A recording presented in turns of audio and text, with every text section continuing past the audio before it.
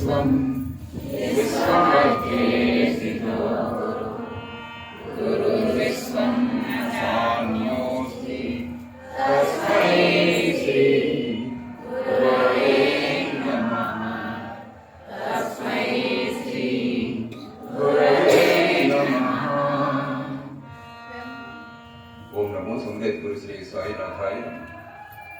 श्री गुरुदेव दत्तात्रेयाय नमः।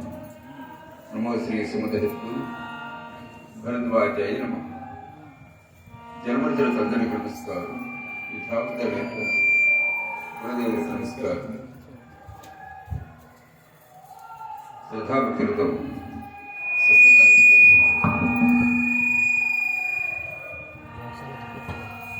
సాయిబాబా దగ్గర నమస్కారం.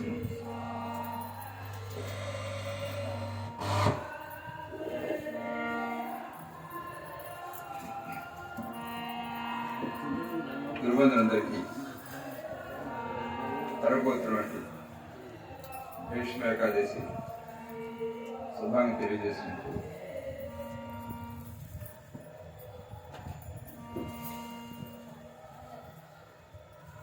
ఈరోజు అత్యంత ప్రాశస్త్యమైన పర్వతం. ఈరోజు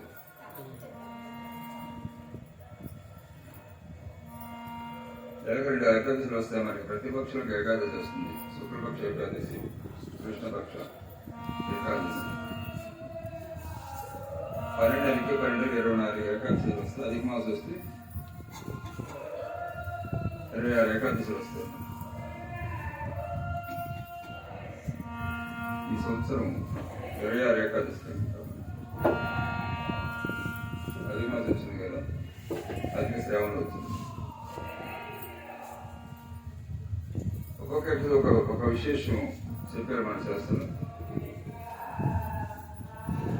అంటే మనం ప్రధానంగా ముక్కోటి ఏకాదశి, భీష్మ ఏకాదశి ప్రధానంగా దృష్టిలో పెట్టుకుంటాం. అది పెట్టుకోవడం చాలా కష్టమైన అనిపిస్తుంది కూడా పుస్తకాలంలో. దాని వాస్తవాన్ని ప్రతి ఏకాదశి విశేషం. అలాగే భీష్మ ఏకాదశి గురించి చాలా వరకు తెలుస్తున్న విషయం. ప్రతి సంవత్సరం చేసుకుంటాం కనుక తెలుసుకోవడం అంటే ఏదో అంతంత మాత్రం అంటూ భారతం తెలిస్తే భీష్ముడు తెలియదు కదా. మహాభారతం అనేది బాగా తెలుసుకుంటారు, ఆ భీష్ముడు తెలుస్తుంది. భీష్ముడు అయితే ఏం తెలుస్తుంది? మహాభారతం మొత్తం తెలియాలి.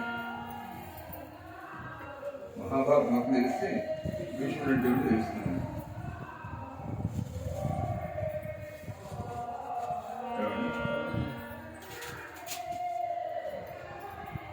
మహాభారతం మొత్తం తెలియాలంటే భూతత్వం చూసుకుని తెలియదు.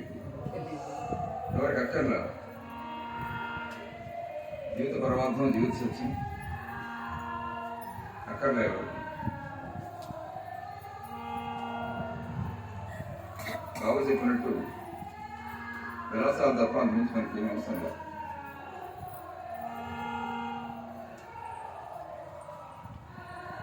ఆయన జీవిత సత్యం తెలుసుకుంటే ఏ విలాసాల కోసం పరిగెడతాం దాని సహస్ర రెట్లు విలాసాన్ని అనిపించగలుగుతాడు ఆధ్యాత్మికత, యోగి, జ్ఞాని.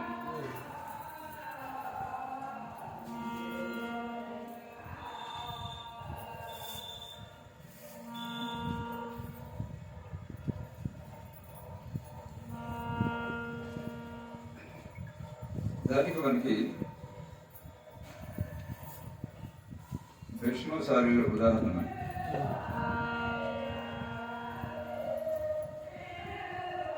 దాదాపు 2 మాసాలు అంపశయ్య మీద ఆయన సహించారంటే ఎలా సహించాడు ఆయన? ఇప్పుడు కార్తీక మాసం చివరిలో దక్షిణాయనంలో కురుక్షేత్ర మహాయుద్ధరంగంలో కూలిపోయారు. ఆయన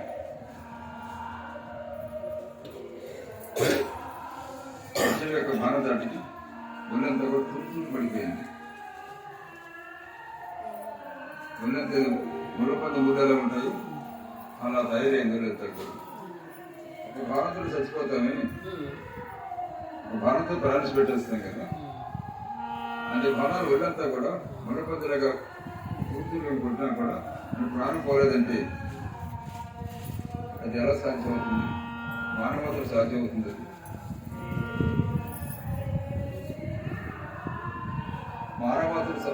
మానవతలు సాధ్యం ఎలాగవుతుంది అది?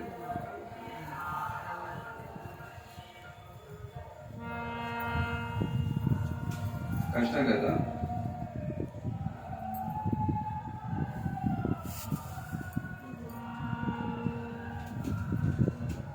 అక్కడ అర్థం చేసుకోండి.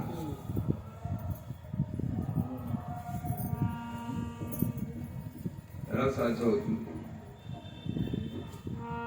శరీరభ్రాంతి ఉంటే సాధ్యం అవుతుందా?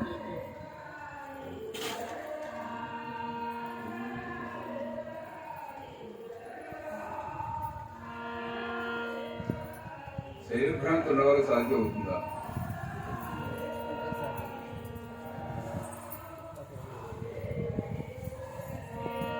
ఏ నొప్పి పాలు నొప్పి భరించలేం కదా.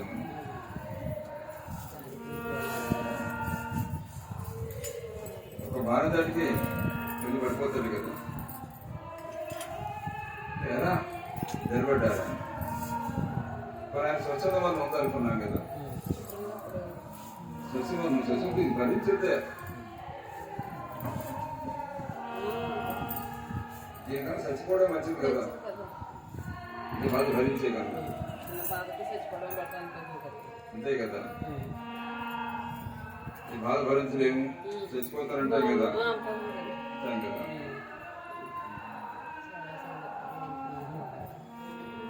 చేత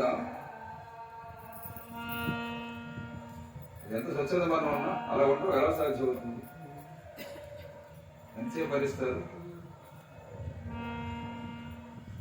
రెండు ఆ టైం వరకు విశ్వశాస్త్రం వల్లించారు ఆయన. అప్పుడే కదా వల్లించారు విశ్వశాస్త్రం. ప్రయాణం గడిగడలాడిపోతుంది కదా. ఒక మరి పనిచేస్తుందా? పరమాత్మ యొక్క మహత్తత్వాన్ని సూచించడం అంటే ఎలా సాధ్యం అవుతుంది?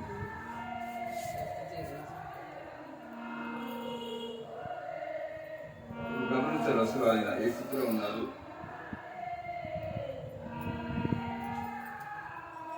అది ఏ నరకంతో కూడా పోల్చగా సాధ్యం కానిటువంటి స్థితి విశ్వాసాలు. ఇంతమంది నరకం కూడా ఏముంటుంది అసలు? దీన్ని బట్టి చూస్తే ఆయన ఏ స్థితిలో ఉండాలనుకోవాలి మనం. ఎంత యోగ స్థితిలో ఉండాలి ఆయన. శరీర భ్రాంతికి అతీత స్థితిలో ఉంటే సాధ్యం అవుతుంది. శరీర భ్రాంతి ఉన్నవాడు ఎవరికి సాధ్యం లేదు కాదు.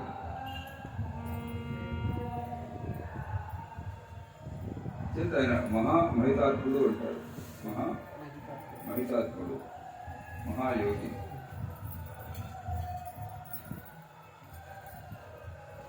అలాగే తీసి విశ్వేశ్వరుని కూడా అది చెప్పిన తర్వాత కూడా మనకు ఏదైనా అనిపిస్తున్నాను. అంత జితేంద్రియుడు ఆయన. జితేంద్రియుడు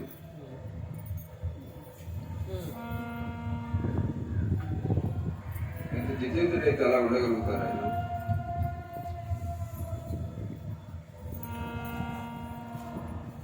అసలు మహారాజు అంటే మహావీరుడై ఉండి ప్రపంచం ఆయనకంటే ఏమి కోరికంటే ఆయనకి ఏమీ లేదు.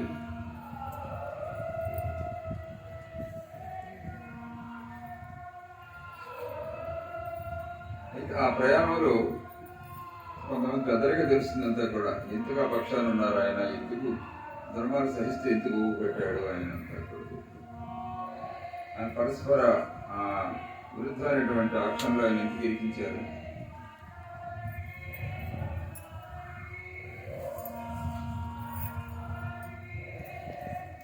ఆశ్చర్య వేస్తుంది అంటారు.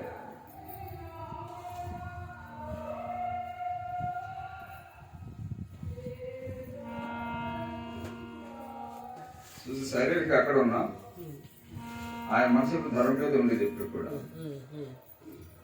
శారీరక అతిపక్షం ఉన్నా, పౌరపక్షం ఉన్నా, మానసికంగా ధర్మపక్షాన్ని ఉండేవారు ఎప్పుడు కూడా. పాండవుల ధర్మ ఆయన పట్టడం, పాండవులు పట్టడం, పాండవులు తర్వాత కొట్టడం భీష్మాచార్యుడు.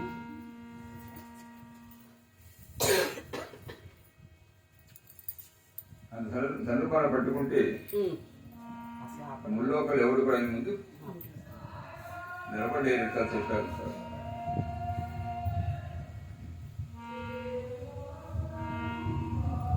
చేతి అంత మహావీరుడు ఉన్నారు కనుక గిరిగడం ధైర్యంగా నిలబడ్డాడు. అలా ఏళ్ళంతా వెళ్ళిపడాల్సింది. మహావీరు నా పక్కన మా పక్షాన ఉన్నారు. మహావీరుడు నా పక్షాన వీళ్ళంతా పాడవరంతా ఈ ధైర్యంతో ఉన్నాడు. కానీ చిత్రం ఏంటంటే ఎంత మహావీరులు ఉన్నా అధర్మ వైపు ఉన్నారు. అది అధర్మ వైపు ఉన్నారు. ఇక అధర్మ పక్కన ఉన్నారు. అధర్మాన్ని ఎప్పుడు నాశనం అయ్యేది. తాత్కాలం కొరకొచ్చు కానీ చివరికి నాశనం అన్నది అధర్మానికి తప్పదు. యుగాల పర్యంతము ఇప్పుడు కూడా అదే చూస్తున్నాం. ఇప్పుడు కూడా అదే చూస్తున్నాం. ఎంత అధర్మాన్ని అవలంబించినప్పుడు కూడా నాశనం అనేది అధర్మ పక్షాన్ని చూపిస్తున్నారు. ఇప్పుడు గడిపాడు కూడా ధర్మాన్ని కూడా ప్రతి సినిమా కూడా చూడండి. హీరో ఇలాను అధర్మంగా ప్రవర్తిస్తుంటాడు. హీరో ధర్మంగా ప్రవర్తిస్తుంటాడు. హీరో చాలా కష్టాలు పడతాడు, చాలా బాధపడతాడు. చివరికి విలా చాలా బాగా అనిపిస్తుంటాడు, నిరసన వెళ్ళేస్తుంటాడు. చివరికి ఒక చావు చేస్తాడు. ఇదే కదా భారతీయ హృదయం. మా శాస్త్రానికి సనాతన ధర్మం చెప్పే పరమ సత్యం. సర్వధర్మం చెప్పే పరమ సత్యం ఇది. మూలాలు భారతీయ హృదయంలో జీర్ణించిపోయి ఉన్నాయి.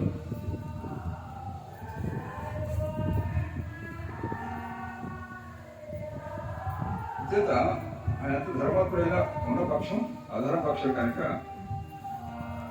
వీళ్ళక్కడ నాశనం తప్పలేదు.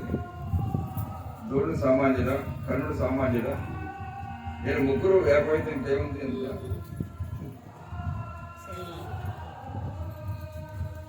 మహావీరుడు అంతా వీడు. ఆయన ఉన్నది అధర్మపక్షం కనుక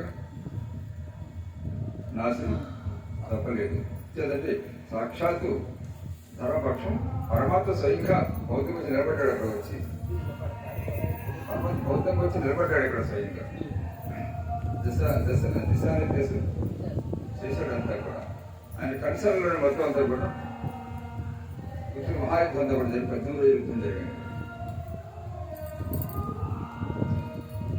చేత ధర్మాన్ని ఇక్కడ విష్ణు సహస్రనామం చదువుతాం కదా. ధర్మ అని చెప్పేసి విష్ణు సహస్రనామం. ఏ ధర్మం అది నీవని చెప్పేసి, ఏ ధర్మం అది పరమాత్మ. చేత తన స్థితిలో తాను నిలబెట్టుకోవాల్సిన బాధ్యత అయింది. అంటే తర్వాత నేను పాటు రక్షించుకోవాల్సిన బాధ్యత అయిందే కనుక ధర్మపక్షాలు వహించాడు. అవతల పక్షం అంతా బలమైంది అయినప్పటికీ ఇతర పక్షం కానీ అంత మహావీరులు లేనప్పటికీ పాండవులు ఉన్నారు. ఆ పైన మహావీరులు ఎంతమంది ఉన్నారంటే అంతంత మాత్రం అంతా కూడా పంచపాదాలు దాంట్లో ఒక మహావీరు. ఆ 100 కరువులు ఉన్నారు. భీష్ముడు, గురుడు, అలాగే కర్ణుడు, కృపాచార్యులు, అశ్వత్థామ, మహావీరులంతా కూడా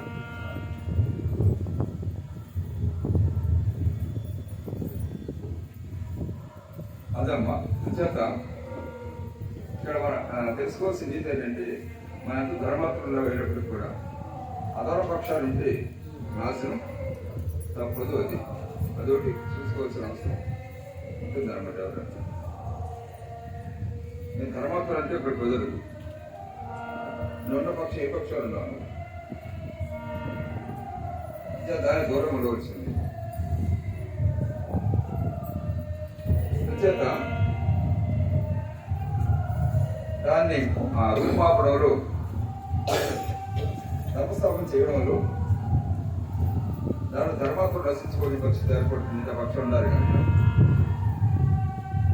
అంతే కదంటారు. సక్కన అడుగులో పాటేస్తున్నప్పుడు దాంట్లో పిచ్చి మొక్కలు అలవ చెట్లు తీసేస్తున్నా, గంప చెట్టు వచ్చినా గడ్డ వచ్చినా తీసేయాలి కదా, తప్పదు కదా. అక్కడ గంప చెట్టు అక్కడ అలా తీసుకుంటే ఎలా కుదురుతుంది, మార్కెట్ ఎలా కుదురుతుంది అక్కడ మీద. ఇప్పుడు గంప చెట్టు కూడా పోతాయి. చేత ఆ మార్గంలో ఉన్నాయి కనుక ధర్మ సంస్థాపన చేయడంలో ఎవరికి అధర్మ మార్గం ప్రయాణం చేస్తున్నారు,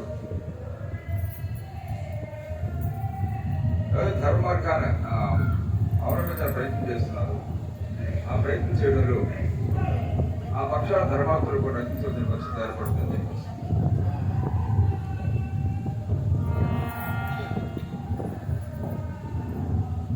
ఇదమ్మా ఆ విధంగా ఆయన కృష్ణుడు ముందే తెలుసు, ఆయనకి యుద్ధం చేసినప్పుడు కూడా తెలుసు కృష్ణుని గురించి. ఆయన సాక్షాత్ శ్రీమన్నారాయణ తెలుసు, జరగబోయేది కూడా ఆయన ఇంచుమించు తెలుసు. ఆయన విష్ణుసరంగా తెలుసుకుంటారు. అంటే యుద్ధంలో ఆయన పుట్టుని సరిపోయి చాలా ప్రయత్నం చేస్తాడు. పుట్టిన సరిపోవాలని చెప్పేసి చాలా ప్రయత్నం చేస్తాడు. ఆయన చేత సరిపోవాలని చెప్పేసి, ఆయన చేత చూసి సరిపోతే ఇంకా జరగలేదు కదా. అంటే కృష్ణుని ఏదే విధంగా చక్రం పట్టించి ఆయన సరిపోని ప్రయత్నాలు చేస్తాడు. కానీ ఇక్కడ నియమం దెబ్బతింటుంది కదా. ఆయన చెప్పాడు, మాట ఇచ్చాడు, ఆయుధం పట్టణం చెప్పాడు. ఆయుధం పట్టి యుద్ధం చేయాలని చెప్పి మాట ఇచ్చాడు. ఇంకా రథం మీద కూర్చొని సలహాలు ఇస్తానని చెప్పాడు. సందర్భాలు అయితే నేను సంకాస్తాను అంటాడు. కృష్ణుడు కూడా అంటాడు, సంకాస్తాను అంటాడు. వెంటనే రథం దిగిపోయి తెలిసి ఇచ్చేస్తాడు స్వయంగా. కృష్ణ ఎక్కడేం కావాలని ఇక్కడ అర్జునుడు అది కూడా స్వామి నియమంగా అవుతుంది, వృద్ధా పని చేస్తుంది, మీరే మాట్లాడడం అవుతుంది. అంటే కొన్ని సన్నివేశాలు ఇచ్చేటట్టు భయంకర మహాయుద్ధం అగ్ని ఎదుర్కొంటుంది. ఎంత కూడా ఏమండి ఈనాడు అణుబాంబులు ఆటం బాంబులు లెవెల్ అనమాట. అది ఆ యుద్ధం అంటే అసలు మామూలు విషయం కాదంతా. అక్కడ ఏమండి అక్కడ మామూలుగా ఆలోచన చేసే విషయం కాదంతా కూడా. అటువంటి మహాయుద్ధంలో కొన్ని సందర్భాలు వస్తూ ఉంటాయి. అంతా కూడా ఆ సందర్భంలో కృష్ణుడు కూడా కోపంతులు అవుతారు పడుతుంటారు. సరే, ఇక భీష్మాచార్య బతుకున్నంత వరకు ఒక విధానికి వచ్చేస్తారు. పాండవులు కౌరవులు ఓడించడం సాక్ష్యం కాదని నిర్ధారణకు వచ్చేస్తారు. భీష్ముడు సైడ్ అయ్యారు. భీష్ముడు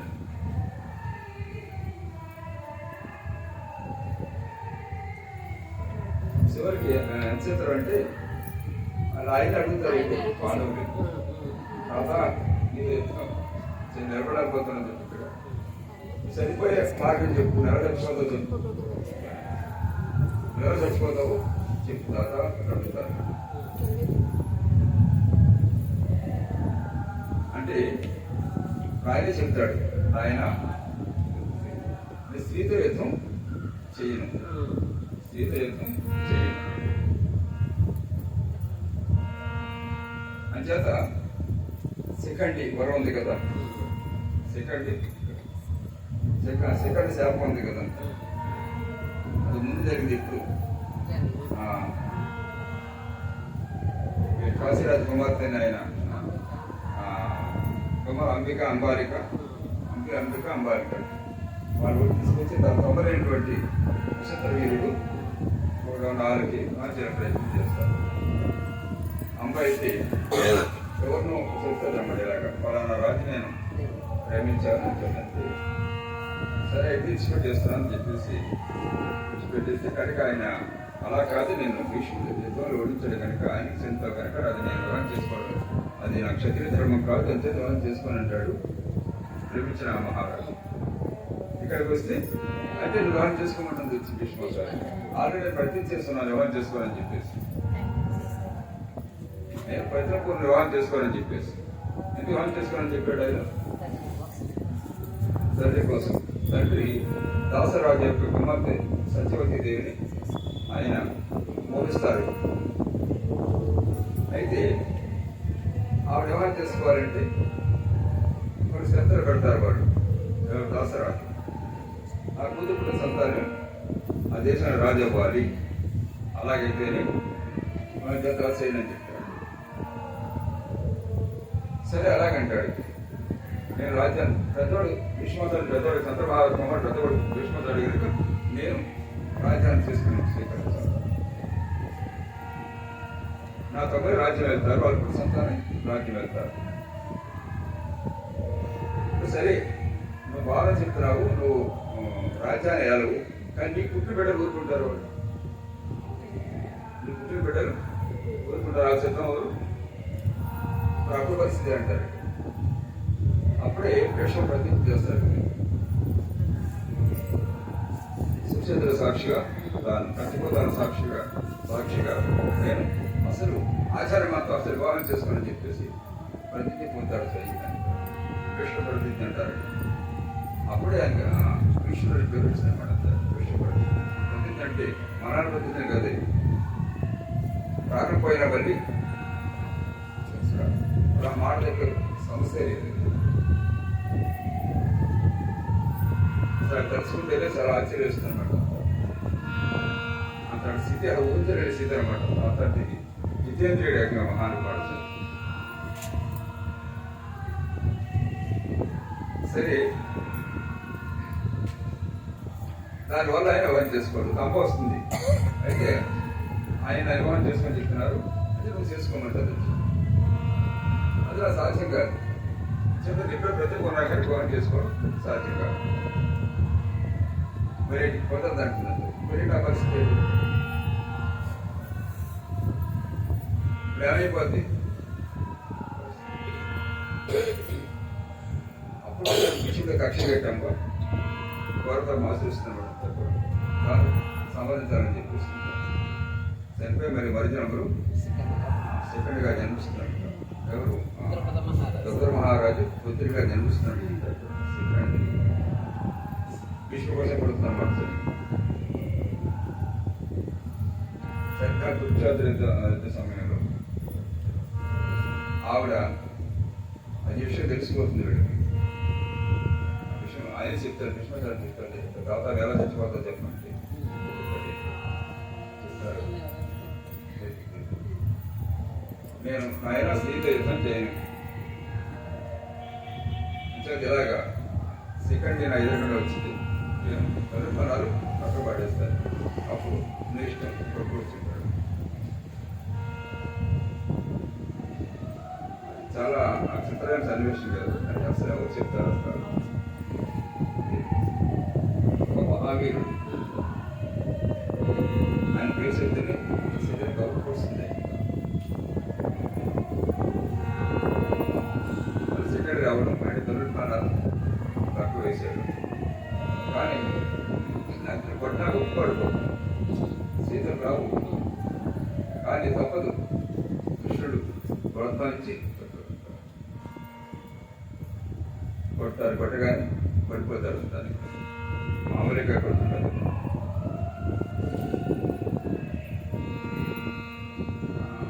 అదే పరిస్థితి అయితే మామూలుగా ప్రాణం పోవాలి. కానీ అప్పుడు చాలా సన్నివేశాలు జరుగుతాయి. అక్కడ కృష్ణుడు వస్తాడు, కౌరవులు పాండవులు వస్తారు అంటారు కూడా. అయితే కృష్ణ పరమాత్మ దేవి సాక్షాత్ ఇస్తారు సరిగ్గా కూడా చూసి కృష్ణ యొక్క దేవత్వాన్ని కీర్తిస్తాడు సరిగ్గా కూడా. అదే విష్ణు సహస్రనామ రూపంలో యొక్క అనంతమైన నామాలతో స్తోత్రం చేస్తాడు. అయిన విష్ణు సహస్రనామ ఆసక్తులు స్తోత్రం చేస్తాడు. అంపశయ మీద పడుంటాడు. ఇక్కడ అంటే ఉత్తరాయణ 9 వచ్చే వరకు కూడా అది స్వచ్ఛంద మనం ఉంది ఆయన ఛత్ర మహారాజు. ఆయన చేసినటువంటి ప్రతిజ్ఞకి ప్రతిఫలంగా ఆయన వరవస్తా ఛత్ర మహారాజు కుమారుడు వరవస్తారు. నీకు స్వచ్ఛంద మనం అనుభవిస్తున్నాను. ఇంటి వాళ్ళు చనిపో తప్ప మామూలు మనవాళ్ళు ఎంతకాలినప్పుడు కూడా ఆ వరం ప్రకారంగా ఆయన ఆ 2 మాసాలు కూడా ఊరికి పెట్టి ఉత్తరాయణం వచ్చిన తర్వాత పైగా రథసప్తమి మాఘమాసంలో రథసప్తమి నుంచి నిజమైన ఉత్తరాయణ ప్రారంభమవుతుంది. ఆకాశం ప్రకృతి నీలవంతంగా పరిపిస్తుంటుందంట. రథసప్తమి మరుసటి రోజున దేశం అష్టమి రోజున స్వచ్ఛందంగా శరీరించి పెడతారు. దేశమాష్టమి ఆ రోజు చాలా పవిత్ర రోజుగా భావన చేస్తారు. చాలా మంది సత్యం తెలిసిన వాళ్ళు భీష్మాచార్యుల వారికి తర్పణాలు ఇచ్చి పెడతారు. తర్పణాలు ఆయన మహా పుణ్యాత్ముడు కనుక, మహామహితాత్ముడు కనుక, మహాయోగి కనుక, అయితే ఆయన వివాహం చేసుకుని బిడ్డలేరు కనుక ఆయనకి తర్పణించి పెట్టేవాళ్ళు ఎవరు ఉండరు కనుక ఆయన పేరు పరంగా ఎవరైతే తర్పణించి పెడతారు వాళ్ళకి సకల శుభాలు చేయకుండా ఎందుకంటే ఆయన మనం విడిచిపెడితే వాళ్ళ పుణ్యం వస్తుంది కాదు, ఆయన పుణ్యం మనకంటే ఆయన పుణ్యం మనకంటే ఉంటుందన్నమాట. మన శుభం జరుగుతుంది. అందుకోసం తర్పణించి పెడతాం. మన విడిచిపెడితే ఆయన జరుగుతున్నారు కదా. కూతురు అంటే అది సాధ్యంగా కూతురు లేదు కనుక అది మహాసాధ్యం అవుతుంది అనమాట. అలా ఎవరైనప్పుడు కూడా తల్లిదండ్రులు జీవించినప్పటికీ కూడా భీష్మాచార్య విషయంలో అలాగే గురువులకు జలదర్పణ బడిపెట్టమని చెప్పారు. ఎవరు ఇచ్చి పెడతారు వాళ్ళకి, అలాగే పుత్ర సంతానం కలుగుతుందని, అలాగే సకల శుభాలు చేకూరుతాయని చెప్పేసి మన శాస్త్రం భీష్మాష్టమి రోజున శాశ్వత దర్శనం వాళ్ళు తప్పనిసరిగా రోజు తర్పణాలు విడిచిపెడతారు. అది అంటే అది మీకు తెలిసినప్పటి నుంచి కూడా గత 10 సంవత్సరాల కింద నుంచి తర్పణ విడిచిపెట్టడం జరుగుతుంది అన్నమాట. భీష్మాచార్య పేరు మీదుగా ఆ సందర్భంగా వచ్చిన ఏకాదశి భీష్మ ఏకాదశి. ఈ ఏకాదశి భీష్ముడి పేరు వచ్చిందనమాట. పెద్ద ఏకాదశి భీష్మ ఏకాదశి పేరు వచ్చింది. భక్తి విశ్వాసంతో పవిత్రమైన మాఘమాసంలో ఈ పర్వతరాన్ని ప్రభునాథుడు సత్యం చేసుకుంటారు. సత్యం వారు సీకూర్గా చెప్పేసి మనకు చేస్తారు. ఇదమ్మా టూకీగా అయితే ఒకటి ఇలా చెప్పిన వారు పూర్తిగా అర్థంగా మహాభారతం చదవండి, వినండి. మహాభారతం తెలుగులో వచ్చింది చక్కగా. సీరియల్ మా పనిపాల సీరియల్ మానేసి ఏమండి మహాభారతం అనేది థియేటర్లో వస్తుంది కదా. వాట్సాప్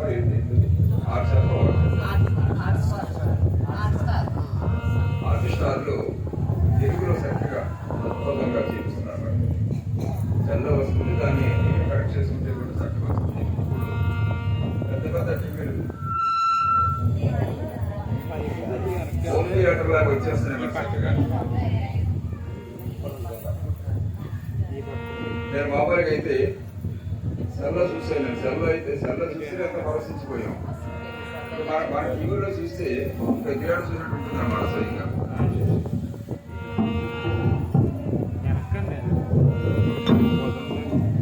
థియేటర్ చూసి అనుభూతి వస్తుంది సార్.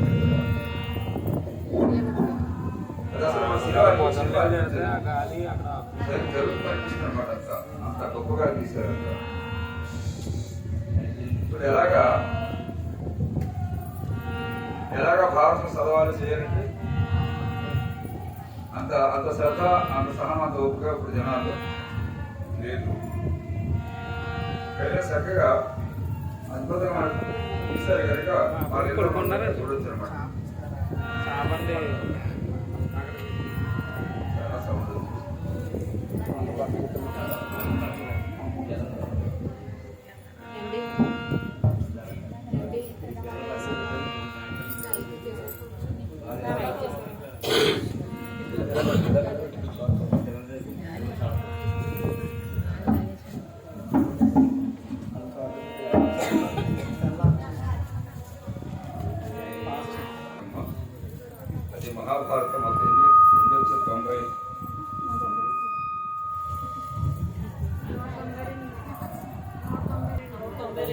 మరి ఇన్సల్ట్ లేకుండా నిజంగా తీసిన వాళ్ళు మహానుభావులు నిజంగా వాళ్ళకి వాళ్ళ పాదాలు కడగాలి నిజంగా. ఎన్ని ధర్మాలు అంటారు కూడా, ఎన్ని ధర్మాలు పోయి కృష్ణుడు దాంట్లో ప్రతి ఎపిసోడ్లో కూడా ధర్మం బోధిస్తున్నాడు కృష్ణ పరమాత్మ. అద్భుతాలు ధర్మాలు బోధిస్తాడు స్వయంగా.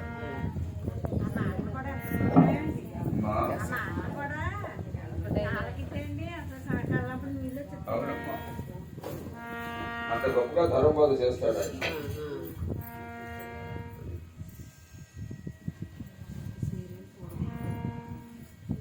ఆ చూస్తారని చెప్పు అది సినిమా అనిపించదు అసలు కూడా, స్వయంగా జరుగుతున్నట్టు ఉండదు అన్నమాట కూడా.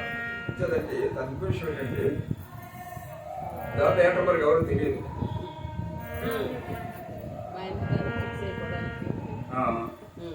ఏది రామారావు గారు చిరంజీవి గారు నాకు అవకాశం లేదు అక్కడ. అందరు కొట్టరు కనుక అసలు వాళ్ళ ఊరిపై మనకి అంతగా అవగాహన లేదు కనుక మనం అక్కడ యాక్టర్లు చూడం. అక్కడ అర్జున్ గారు చూస్తాము, భీష్ముడు చూస్తాము ఏమన్నా, అంతేగాని అక్కడ దాంట్లో యాక్టర్లు చూడడం మనకు తెలియదు కనుక చాలా ప్లస్ పాయింట్ అనమాట. అంత మమేక్గా ఉంటుంది అంతా కూడా దాంట్లో సన్నివేశం. ఇప్పుడు ఇచ్చేదంటే ఈ పుణ్యభూములు సనాధర్మంలో పుట్టిన మనము రామాయణ మహాభారతం తెలుసుకోకపోతే జన్మ వ్యర్థం. మానవులు వృధా అయిపోయినట్టు అనమాట. ఇంకా రామాయణ మహాభారతం తెలుసుకోమన్నట్టయితే మన దురదృష్టవంతులకు ఎవరు ఎవరు ఉండరన్నమాట ఈ ప్రపంచంలో. అంత గొప్ప అద్భుతాన్ని కాదు.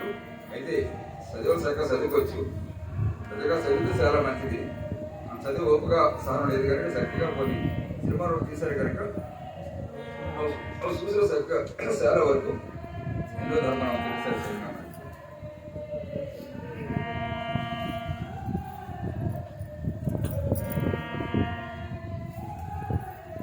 ఇదమ్మా అంటే ఆ విధంగా మనకి భీష్మ ఏకాదశి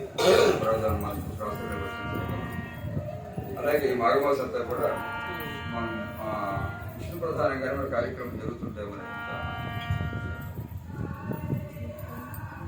అదే రోజు మరి అంతర్వేది నరసింహస్వామి యొక్క యాత్ర కూడా చాలా విశేషంగా జరుగుతుందన్నమాట. కృష్ణావతార కథంతా కూడా నరసింహస్వామి యొక్క విశేషం జరుగుతుంది.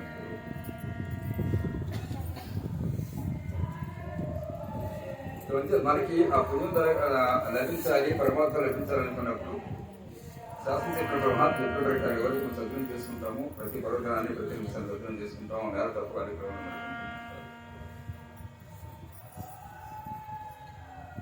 అయితే రాను ఆ ప్రాసెస్ పక్కన పెట్టే పరిస్థితి ఏర్పడుతుంది.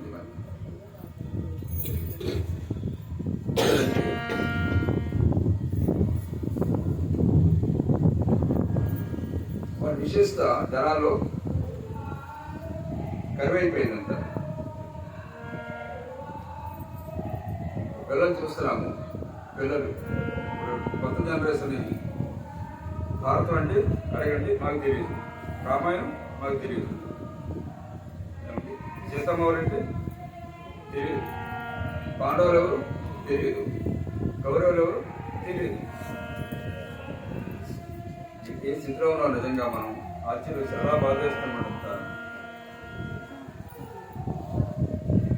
మన విద్యా విధానం కూడా అంత దారుణంగా తయారైపోయింది.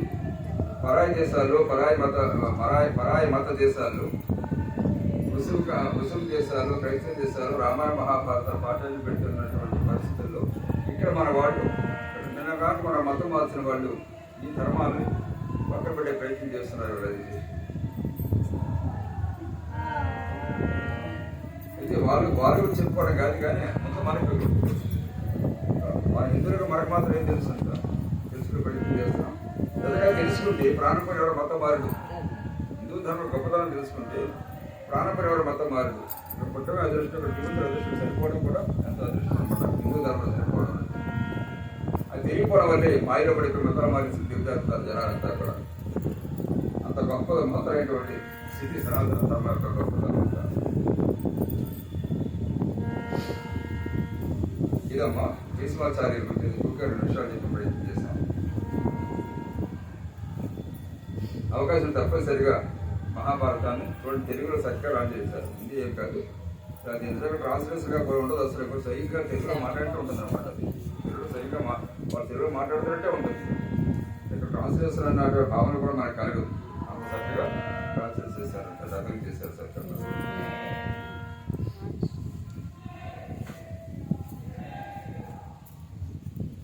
అలాగే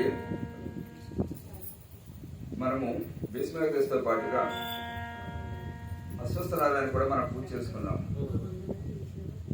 అశ్వస్థ నారాయణ మన సనాతన ధర్మంలో కొన్ని దేవతా వృక్షాలు ప్రత్యేకంగా మనం ఆరాధిస్తుంటాం. మనం తులసి వృక్షం, వేప వృక్షం, వేడి వృక్షం, అలాగే అశ్వస్థ వృక్షం, గుడ్డ వృక్షం, ఇలా కొన్ని ప్రత్యేకతలు ఉన్నాయి. అంటే వాటిలో దేవుడికి మెథడ్ ఉండడా ప్రశ్న రావచ్చు. అంతటా పరమాత్మ తత్వంలోకి వెళ్తే అరుణ కూడా పరమాత్మ ఉన్నాడు. అన్ని జీవుల్లో అన్ని వృక్షాలు అంతటా కూడా పరమాత్మ ఉన్నాడు. అయినప్పటికీ కృష్ణ పరమాత్మ విషయం చెప్తారు భగవద్గీతలు. మీరు ఉన్నారు లేదు మాసాల్లో గల మారుషర మాసం నేను, పక్షుల్లో గరుత్మంతులు నేను, వృక్షాల్లో అశ్వస్థాన్ని నేను ఇలా చెప్పుకొస్తారు. అదేమిటి మిగతా అంటే లేడా? వాటిలో మిగతా అంటే లేడా? పరమాత్మ లేడని కాదు, వాడికి విశేషపట్టు ఉంటుంది అన్నమాట. వృక్షరాజ్యము, పక్షిరాజ్యము, గరుత్మంతులు, ఇలాగా విశేషత ఉంటుంది. అంటే ఆ విశేషత చెప్పడం కోసం అలా చెప్పారు స్వయం గారు. అంతే తప్ప మిగతా లేదని కాదు. దాంట్లో అద్భుతమైనటువంటి శక్తి సామర్థ్యం ఉంది. వాడి శక్తి సామర్థ్యం అటువంటి రావవృక్షంలో కానీ, తులసి వృక్షం కానీ, వేప వృక్షం కానీ, అంటే పారమార్థం గాను, అలాగే ఆరోగ్యపరంగాను అత్యంత శక్తి సామర్థ్యం ఉన్నటువంటి గొప్ప వృక్షాలు ఇవి స్వయంగా. అలాగే జంతువులు, గోమాత వృక్షాల కల్లా జంతువుల కల్లా గోమాత విశిష్టమైంది.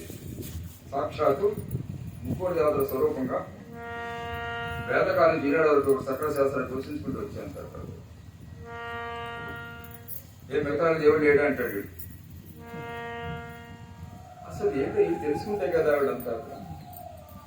మిగతా అన్నింటిలో ఉన్నాడు పరమాత్మ, మూలగతితో ఒకటి అంతా. కానీ మనం బౌద్ధులు తీసుకున్నట్టయితే గోమాత అంటే దేశవాళీ గోవు మాత్రమే, సాంప్రదాయ గోవు మాత్రమే, మోపురమైన గోవు మాత్రమే. మోపురమైన గోవుకి ఆ స్థితి ఉంటుంది. హెచ్చప్పులు జెర్సీ వాటికి ఉండదు, ఆ శిక్షణ వాటికి ఉండవు. అంటే మోపరైన గోవులకి అటువంటి శక్తి సామర్థ్యాలు ఉండవు. అది మాట చెప్పాలి. ముక్కోటి దేవత స్వరూపం అని చెప్తారు గోమాతని. 33 కోట్ల దేవతలు ఉన్నారు మీకు, అంతమంది ఎవరు ఎక్కడున్నారు అంటే దీని గురించి వీళ్ళకి బుర్ర లేదు. సైతాన్ మతస్థులకి బుర్ర లేదు, ఆలోచన లేదు వాళ్ళకంతా కూడా. భారత సనాతన తాత్వికంగా ఉంటుంది.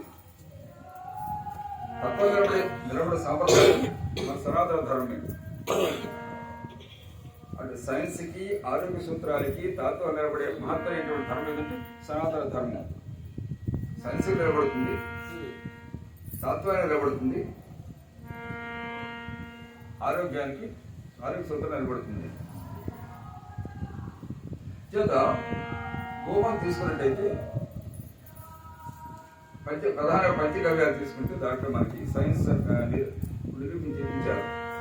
శాస్త్రాలు చెప్పడం కాకుండా ఇప్పుడు సైన్స్లో ల్యాబుల్లో ఎంత శక్తి సామర్థ్యాలు ఉన్నాయో పంచగవ్యాలకి ఆవు పాలు, ఆవు పెరుగు, ఆవు నెయ్యి, గడ్డి సామర్థ్యాలతో గొప్పదానంతో స్వయం నిరూపించేది. స్వయంగా ఆ గోమాతలో బంగారు ఉందని చెప్పారు. ఆవు పాలు గోల్డ్ కలర్లు ఉంటాయి, మనకి ఆవు పాలు గోల్డ్ కలర్లు ఉంటాయి, గేదె పాలు తెల్లగా ఉంటాయి అంటారు. ఆవు పాలు మాత్రం గోల్డ్ కలర్లు ఉంటాయి. దానికి ఏం చెప్పారంటే ఇక్కడ అది ల్యాబ్లో చూపించారు కదా, దాంట్లో బంగారం ఉందని చెప్పారు. బంగారం ఎలా వచ్చింది గోమాతలకి? మోపురం ఉంటుంది కదా గోమాతకి, దాంట్లో సూర్యుడు ఉంటుందట. ఆ నాడి ద్వారా సూర్యుడు నుంచి ఆ శక్తిని సేకరిస్తుందట గోమాత. సూర్యుడు నుంచి ఆ శక్తిని సేకరిస్తుంది అనమాట. మొత్తం భూమండలం అంతా అన్ని కూడా సూర్యుడి శక్తిని స్వీకరిస్తాయి. భూమి అంతా కూడా గోమాత కూడా ఆ శక్తిని తన మోపడి నుంచి స్వీకరిస్తుంది అనమాట. సూర్యాన్ని స్వీకరించి శరీరం నిర్వహణ చేసుకుంటుంది అనమాట. అందుచేత గోమాత యొక్క మూత్రము అలాగే పాలుగా నెయ్యికంతా గోల్డ్ కలర్ ఉంటుందంట. మనకి ల్యాబ్లో చూపించారు. అంచేత ప్రభుత్వం లేకపోతే నమ్మరు కదా విషయం. ఎందుకు చెప్పినా నమ్మరు. సైన్స్ చెప్తే నమ్ముతారంటే విశ్వేశ్వర శక్తి సంపదలు ఉన్నాయి. అలాగే ఆరోగ్యపరంగా వీటికి అంత అద్భుతమైనటువంటి ఔషధం కూడా ఉన్నాయి. సైన్గా మంచిగా వాటి నిర్దిష్ట దాకా సద్వినియోగం చేసుకుంటే సకలంలోనే కారణంగా మనం చెప్పారు. కానీ మనం వాటినే కదా వాటిని ఆవు పాలు పడదు, ఆవు మూత్రం పడదు మనకి ఏమండి. అలాగే ఆవు పెరుగు పడదు, ఆవు మజ్జిగ పడదు.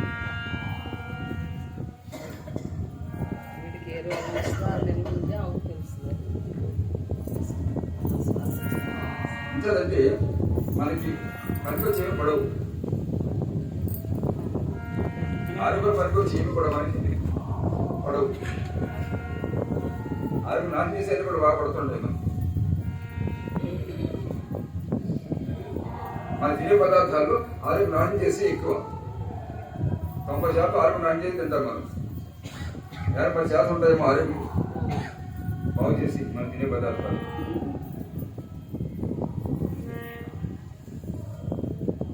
మాటలో మందు మీకు ఒక మంది వేసింది, ఒక రకం మంది ఇంకో కొత్త రకం వస్తుంది.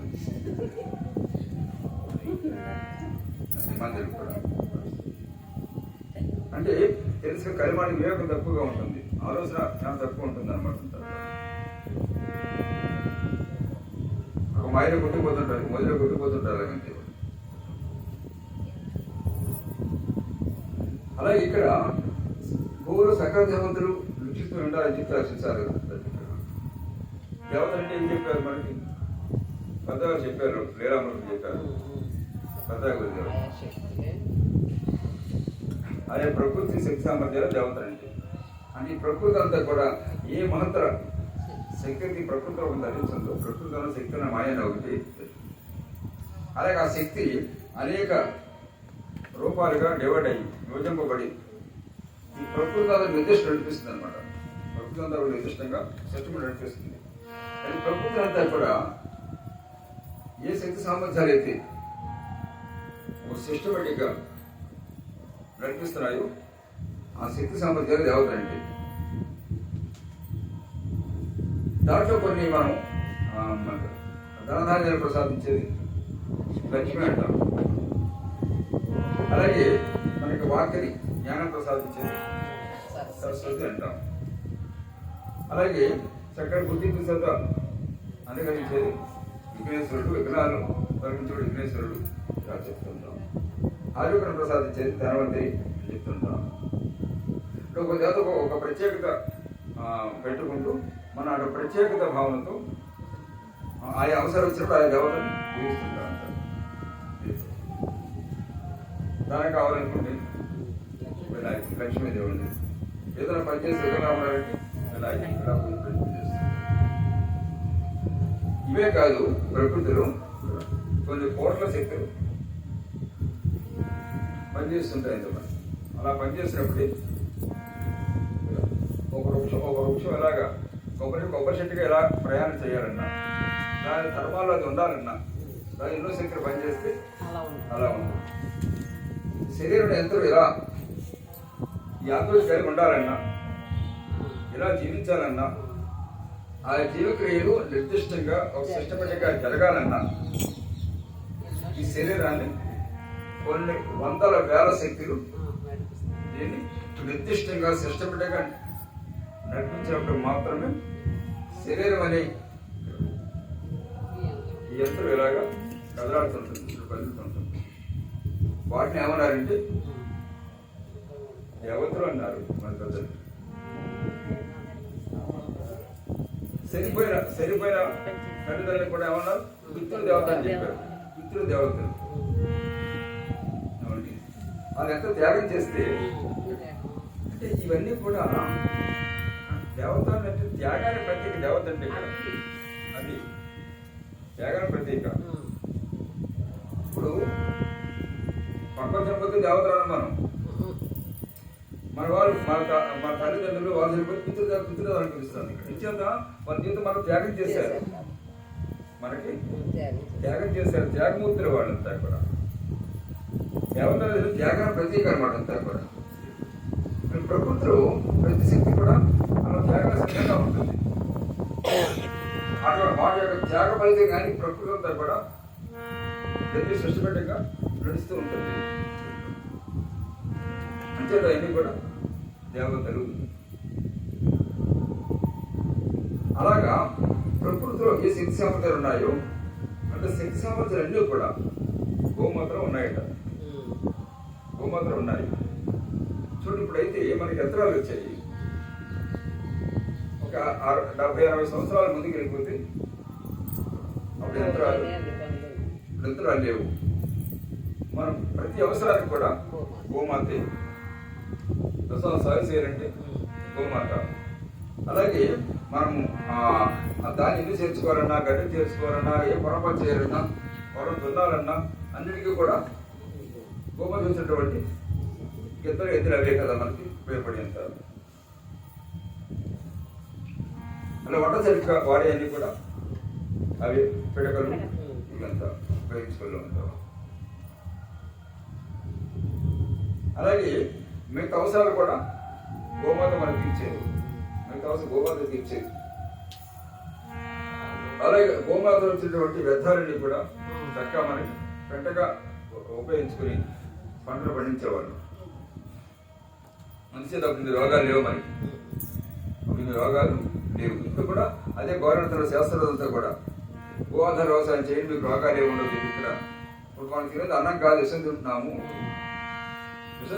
ఇక్కడ అంచేది భయంకర రోగాలతో మనిషి నాశనం అయిపోతున్నాడు. అంచేత మీరు సేంద్రీయ వ్యవసాయం చేయండి, గో ఆధార వ్యవసాయం చేయండి. అలా చేస్తే చక్కగా ఆరోగ్యం ఉంటారని చెప్పేసి మన శాస్త్రవేత్తలందరూ కూడా పోషిస్తున్నారు స్వయంగా. కానీ మనిషికి ఏంటంటే ఇప్పుడు కష్టపడడం అన్నది ఇష్టం ఉండదు. సింపుల్గా వచ్చేది చేతికి అంతా కూడా. నిజంగా అటువంటి వ్యవసాయం కానీ చేసుకున్నట్టయితే చాలా ఆరోగ్యం ఉంటాయి. ఇప్పుడు కూడా మనం ఎరువులు వేయకుండా, పురుగు మందులు పట్టుకుండా భూ ఆధారిత వ్యవసాయంతో అన్నీ కూడా మనకు చక్కగా చెప్పారు. అలా ఆరోగ్యం ఎవరంటే వాడే ధనవంతులు. ఆరోగ్య మహాభాగ్యం చెప్పారు కదా మనకు. ఆరోగ్యం ప్రతీక గోమాత. చేత ఆవు పాలు ఎవరైతే తాగుతారో, ఆవు పెరుగు ఆవును ఎవరైతే ఉపయోగిస్తారు, అలా ఆవు పెరుగులు ఎవరైతే ఉపయోగిస్తారు, అంత ఆశ్చర్య కదా అంతా ఇప్పుడు. చూడండి, దేవతలకి ఆవు పాలు అంటే ప్రీతి అంటారు, మనకి మాత్రం ప్రీతి ఉండదు. శివాలయంలో అవసరం చేసుకుని ఒక 1 లీటర్ పాలు సరిపోతాం మా మట్టికి. ఇక్కడ నాకు మాత్రం గేదె పాలు తెచ్చుకుంటాం, కేంద్రం నుంచి 1 లీటర్ పాలు అంటాడు మహాభక్తులు.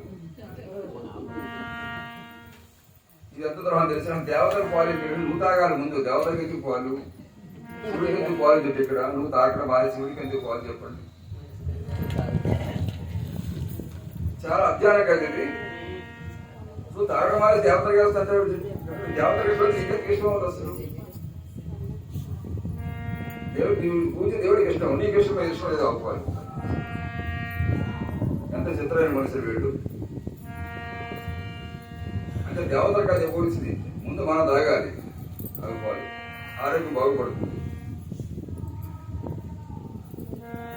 అలాగే ఆవనయ్య హోమానికి సాక్షి అమృతులేని సరిగా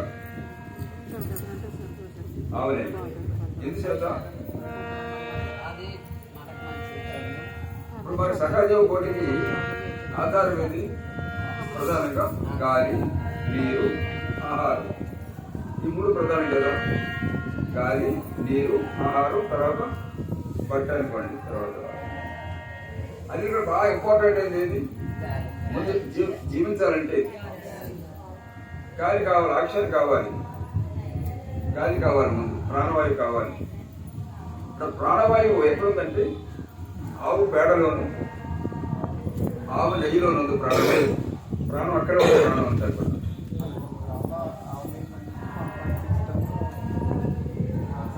అవునమ్మా, అంటే ఒక ప్రభుత్వం వేసినంత నెయ్యి కానీ మనం అగ్ని కూడా వేసి పండించినట్టయితే ఏమండి 1 టన్ను 600 కేజీల ఆక్సిజన్ విడుదలవుతాడ. ఇదంతా ఇంత ఆవు నెయ్యి అనమాట. ప్రభుత్వం పట్టే అంత ఆవు నెయ్యి కానీ మనం ఆపర్ వేసి పండించినట్టయితే టన్ను 600 కేజీల ఆక్సిజన్ ఉత్పత్తి అవుతుంది అనమాట. సార్ ఆలోచించండి. ఇప్పుడు ఆవు నేతుతో హోమం చేస్తే ఎంతో మహాపుణ్యం ఇది అన్నారు. ఎన్ని జీవులకు ప్రాణవాయు వస్తుంది, ఎన్ని జీవులు ప్రాణవాయు వస్తుంది, ఎంత కాలుష్యం అరిగి చేస్తుంది, వాతావరణ కాలుష్యం అరిగి చేస్తుంది కదా. ఇది అంటే ఆవు నేతో మనం దీపరాయం చేసిన, ఆవు నెయ్యి దీపరాయం చేసినా అక్కడ కాలుతుంది కదా ఆవు నెయ్యి, అది అక్షరంగా మారిపోతుంది. ఎప్పుడు ఆవు నెయ్యితో అక్షరంగా మారిపోతుంది, ప్రాణవాయుగా మారిపోతుంది. అది అగ్నిగుండం చేసినా ప్రాణవాయుగా మారిపోతుంది. ఆవు నెయ్యి దీపరాయం ఆవు నెయ్యి హోమం చేసినా అంత గొప్పది ఎందుకు చెప్పారంటే ఇన్ని జీవులకి ప్రాణాలు ఇస్తుంది. ఆహారం లేకపోయినా కొంతకాలం జీవిస్తాడు, జీవులు జీవిస్తాయి. నీళ్ళు లేకపోయినా కొన్ని రోజులు జీవిస్తాయి. కానీ గాలి లేకుండా ఒక రోజు కూడా జీవితం సాధ్యం కాదు కదా. అంటే ఆ జీవుడు ఏది బాగా పుణ్యవంతమైంది? గాల, నీర, ఆహారం అన్నిటికన్నా బాగా పుణ్యవంతమైనటువంటి పదార్థం ఏది? గాలే కదా. మూడిట్లో ఏది ఆపేయమంటామంటే ఏం కోరుకుంటాం మనం? గాలి ఏమంటాం, నీరేమంటాం, ఆహారం ఏమంటాం, ఏం కోరుకుంటాం? గాలి అంటే ఉంటే కొన్ని ఎన్నో రోజులు బతుకుతాం అని ఆశ. అంతే కదా. అందుచేసి ఆవులో దీపావళి చేసిన మరి మిగతా దీపావళికి మిగతా రోజులకి ఆ ఫలితం ఉండదు, ఆ ఫలితం ఉండదు.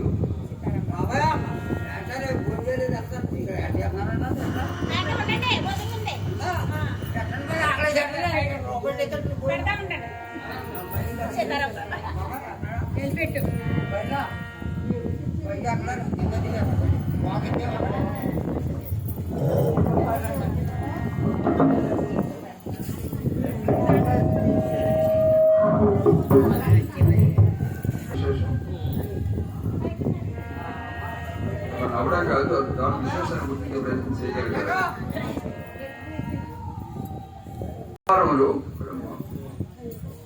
వాత, పిత్త, కఫ, అది శరీరంలో 3 రకాల దోషాలు ఉంటాయి. వాత, కఫ, పిత్త 3 రకాల దోషాలు ఉంటాయి. మనం ఏ రోగం వచ్చినా ఈ 3 దోషాల వల్ల వస్తుందట. ఏ రోగం వచ్చినా కూడా ఈ 3 దోషాలు హరించేది ఏంటంటే ఆవు పాలు, ఆవు మూత్రం.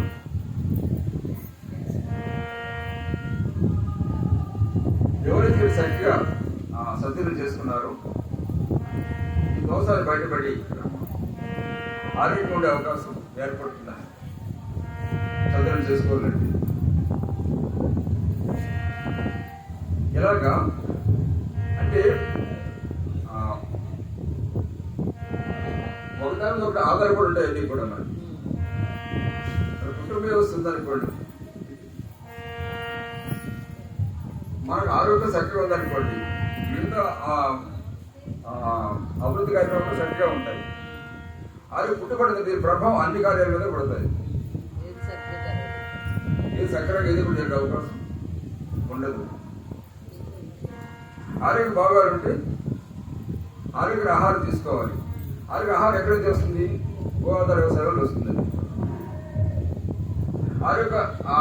ఆరోగ్యం బాగాలంటే పంచగవ్యాలు ఉపయోగించుకోవాలి,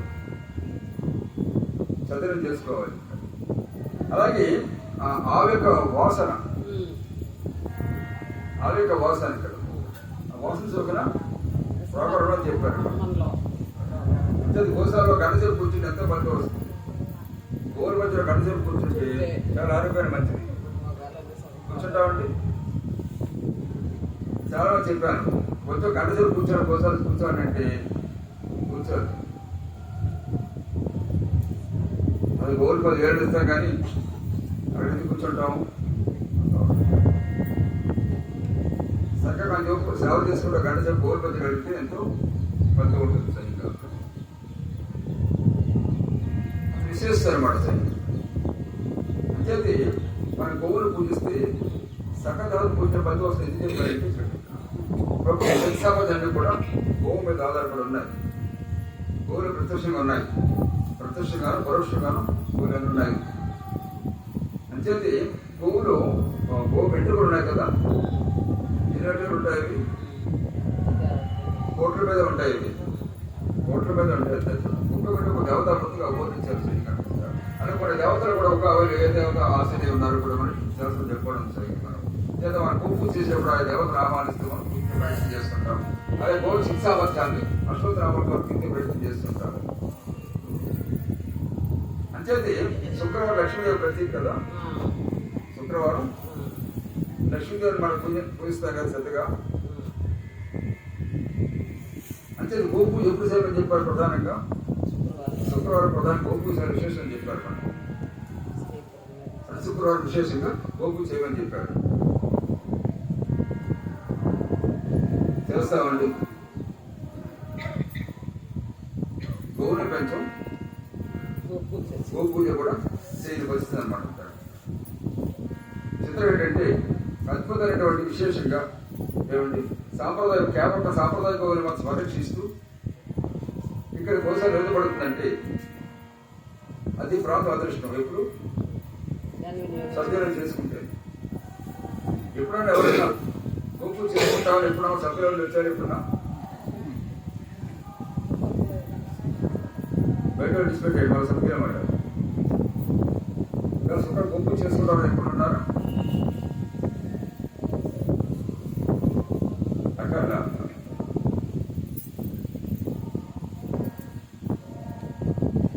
శ్రద్ధగా ఉండి చేయించాలని శ్రద్ధగా ఉన్నారు యువతులకు కూడా. కానీ చేసుకుని ఆలోచన ఎంతమందికి ఉంది?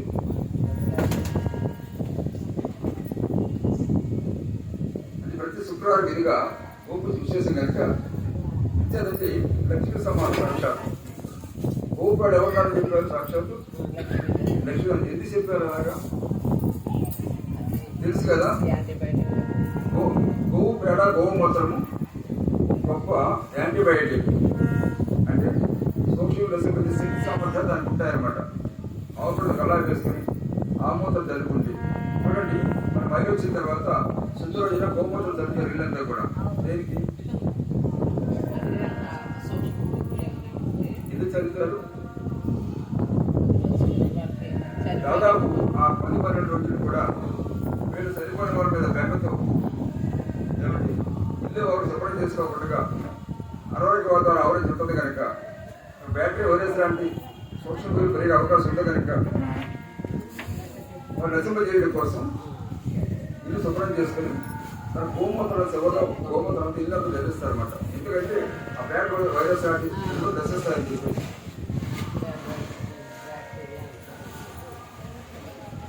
అర్థమైంది. ఎందుకు జరుగుతారు?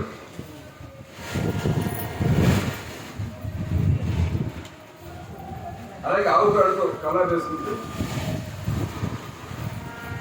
బ్యాగ్ వదిలిస్తారు చెప్పి మన ఇంటికి కూడా చాలు. ఇక ఆరోగ్య సూత్రాలు వరకు మనం విధిగా ప్రతి ఒక్కరు ఆశించి ప్రయత్నం చేసేవాళ్ళు కనుక ఇది మందు హాస్పిటల్ లేకపోయినా కానీ ఆరోగ్యం ఉండేవాళ్ళు అప్పుడు అప్పట్లో. ఇప్పుడు ఈదుగు హాస్పిటల్ వస్తున్నప్పుడు కూడా ఎక్కడ హాస్పిటల్ కార్యం అవట్లేదు. రోగం కనపట్లేదు అంటారు కూడా. మన సభ్యులు చేసుకోకపోవడం వల్ల మన రోగం తొలగలేదు. ఇదమ్మా అంతేదేంటి మన అభిషేకం చేసేటప్పుడు ఆవు పాలు అభిషేకం పంచామృతాలు అభిషేకం చేస్తాం కదా, వాటిని సాధ్యమైనంత వరకు పారేయకుండా తాగేదని చెప్తారనమాట. పారేయకుండా తాగామని చెప్తారు. వృధాగా పోతున్నాయి కదా. అద్భుతానికి ఔషధం కొనాలి కదండి. ఆవు పాలు, ఆవు నెయ్యి, ఆవు పెరుగు, అలాగే తేనె, ఒక ఔషధం కొనాలంటే ఆ పదార్థాలు సరిచేది. అంచేత అక్కడ గర్భానికి ఏదో ఒక అంత అమ్మపడుతుంది. ఒకసారి ఎలాగా లోపల తీసుకుని తీసుకొని వస్తుంది. సాధ్యత వరకు వాడు బయటకు పోకుండా పట్టేసుకుని ఒక్కొక్కరు ఒక గ్లాస్ తాగేస్తే అప్పుడు దైవానుగ్రహం బాగుంటుంది.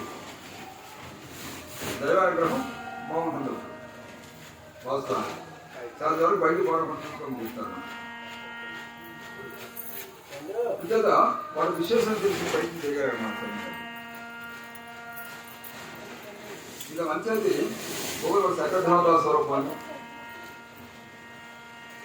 గోవులు పూజ సకృ స్వభావాలు జరుగుతాయని లక్ష్మీ విశ్వం చెప్పడా కారణం ముప్పై కాదు.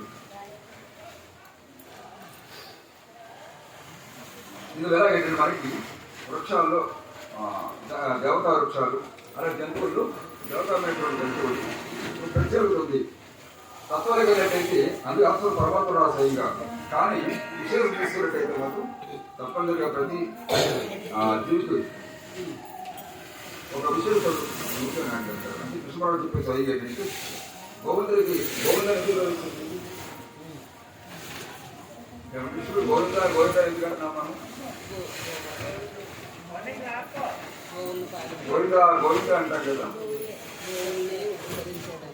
కృష్ణుడు గోవింద ఎందుకంటున్నాం మనం? గోవింద అంత ప్రీత ఆయనకి. గోవిందుడు కలుగుతాడు. ఆది గురువు దత్తాత్రేయ స్వామి దగ్గర ఉంటాడు. పక్కన ఉండేది గోమాత పక్కన ఉంటాడు. నాలుగు మొక్కగడ్డలు పోషించే గోమాత గొప్పదాన్ని గురించి, అక్షర పురాణాలు మొక్కలు పోషించే గోమాత గొప్పదాన్ని గురించి.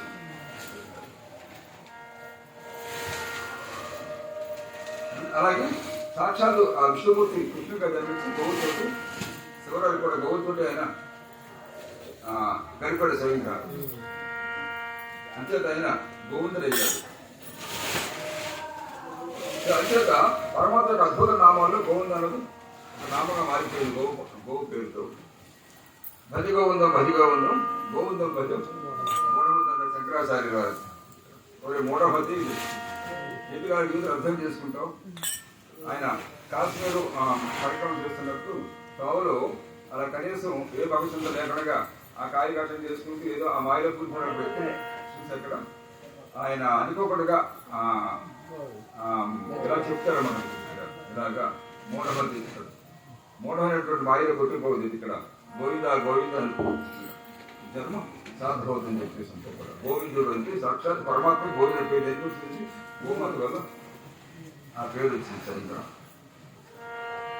అంటే విషయం ఏంటంటే చాలా మంది ఇప్పుడు చూస్తున్నాం కదా, ఇక్కడ ఏ గోపాలు తాగాల గుర్తుంది, ఇక్కడ గాలిపాలు తాగకూడదు అని అవడం. అసలు ప్రభుత్వం చాలా మంది తయారయ్యారు కదా ఇప్పుడు మనం చూసినట్టయితే. దేనికంటే విశేషతను బట్టి అది అద్భుత శిక్ష ఔషధ గుణాలు ప్రత్యక్ష వారు ఉన్నాయి సరిగ్గా మనకి.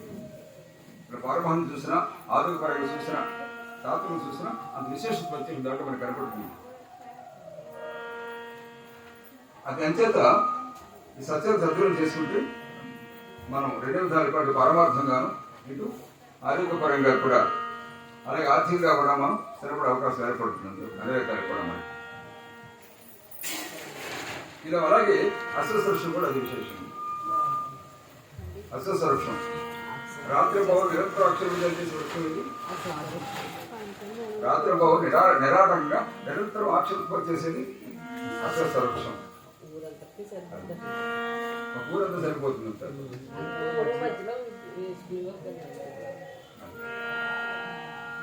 రావృక్షం నాటిది ఎవరన్నా 40 తరాల వాళ్ళు తెలుస్తారని చెప్పింది శాస్త్రం.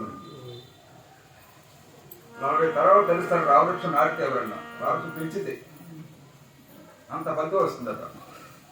ఎందుకు చెప్తాం?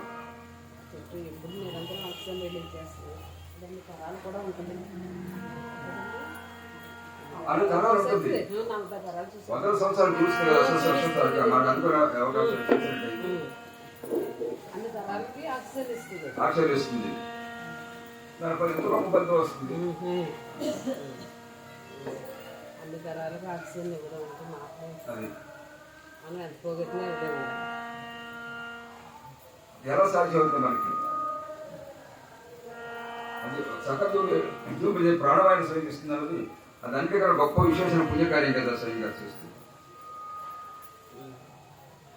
అలాగే ఆ విశేషాలు బట్టి మనకి బ్రహ్మాండ పురాణంలో అసలు గొప్పదానాన్ని అవబోధించారు. మరి గంగా వృత్తాంతం వస్తుంది కదా, చూడండి మన ప్రాచీన కాలంలో ఎక్కడ చూసినా అసలు కనబడినట్టయితే తప్పని ప్రదర్శన చేసుకునేవాళ్ళు. వర్షకాలంలో చాలు 3 పక్షాలు తీసుకుని అవసరం వెళ్ళేవాళ్ళు ఎక్కడ తరాల్లో. ఇప్పుడు నేరుగా ఉంటుందా సత్యగాను అంటారు. ఆ నేరుగా ఉండే ప్రశాంతంగా ఉంటుంది. అక్కడ అది కూర్చున్న ప్రశాంతంగా ఉంటుంది. అంతే కూర్చొని ఉపయోగిస్తున్నారు తప్ప అవసరం చందా దెబ్బ కట్టుకుని కాలక్షేమం కూడా ఉపయోగించుకున్నారు. వాళ్ళు అవగాహన కూర్చుంటారు. అది విశేషం. చక్కర ఆక్షన్ కల్పసిన ఆక్షన్ లభిస్తుంది. అంతా కూడా మంచి ప్రాణాలు లభిస్తుంది అక్కడ. అలాగే గోవులో కూడా ఈ కసుకలు ఉంటాయి కదా, ఆవు పిడకలు కసుకలు ఏమాత్రం మూడుదని కలిసిన ఎలుగుడు కలిసి అంటాం కదా, రాయలేసినటువంటి పిడకలు కలుస్తుంది. నరికేసి ఆ పొడవు నీళ్ళేసి తాగినట్టయితే ఎంతో ఆరోగ్యపడి అంత అది మంచి ఆక్షన్ చేస్తున్నారు సత్యం.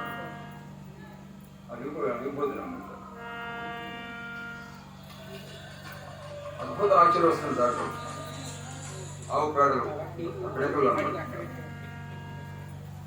అంచేది ఆవు పిడకలు దారి వేసి పాలు వేస్తారు. ఇక్కడ ఆవు పరకలతో పాల్గొని ఆవు పొడకలతో పామం చేయమని చెప్పారు. ఆవు పిడక ఎందుకంటే ఆక్షన్ ఉత్పత్తి అవుతుంది. అద్భుత ఆక్షన్ ఉత్పత్తి అవుతుంది.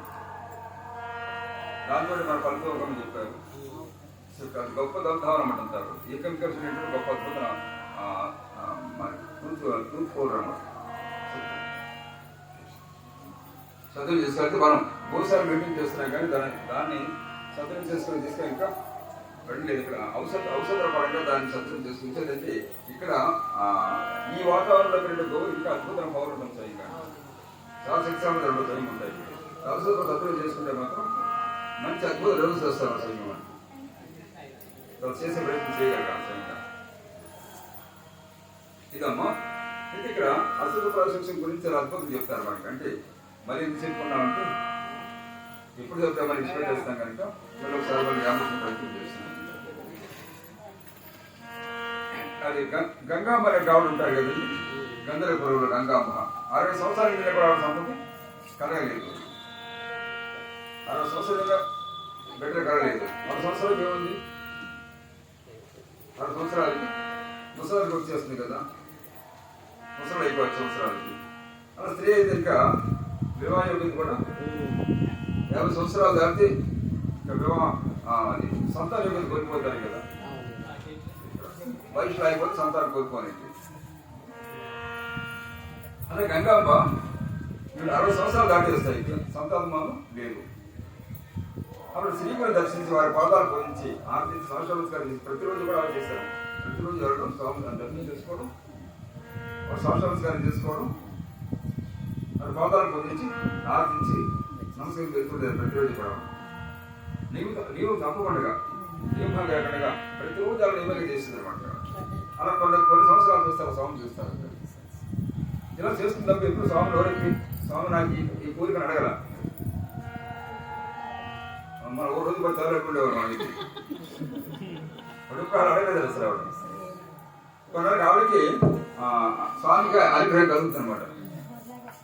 అమ్మాయి కాలకాడు శ్రద్ధగా చేస్తున్నావు కదా, ఇప్పుడు నీకు ఇవి అడగలేదని ఇప్పుడు నీ కోరిక ఎప్పుడు అడగలేదు నువ్వు అని స్వామి అడుగుతారు. ప్రజలు మాట అనుగ్రహం కలిగి అని తెలియదు కాదు, అదేం చెప్తుంది అని అంటారు.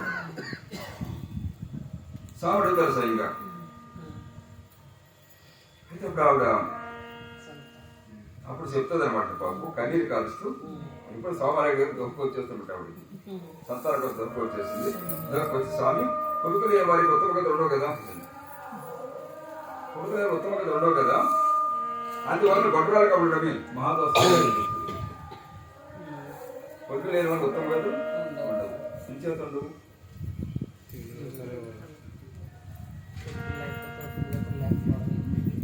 ఏమండి, గొడ్రాలు కొట్టడమే మహాదోషం అయింది. నేను మహాపాపనే కారణంగా నాకు బిడ్డలు కలగలేదని నన్ను అందరూ ఏమించుకుంటున్నారు.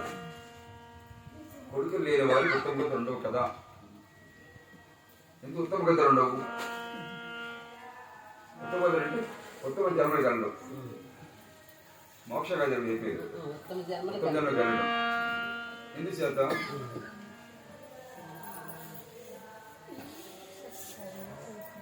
కర్మకాండ ఎవరు చేయాలి?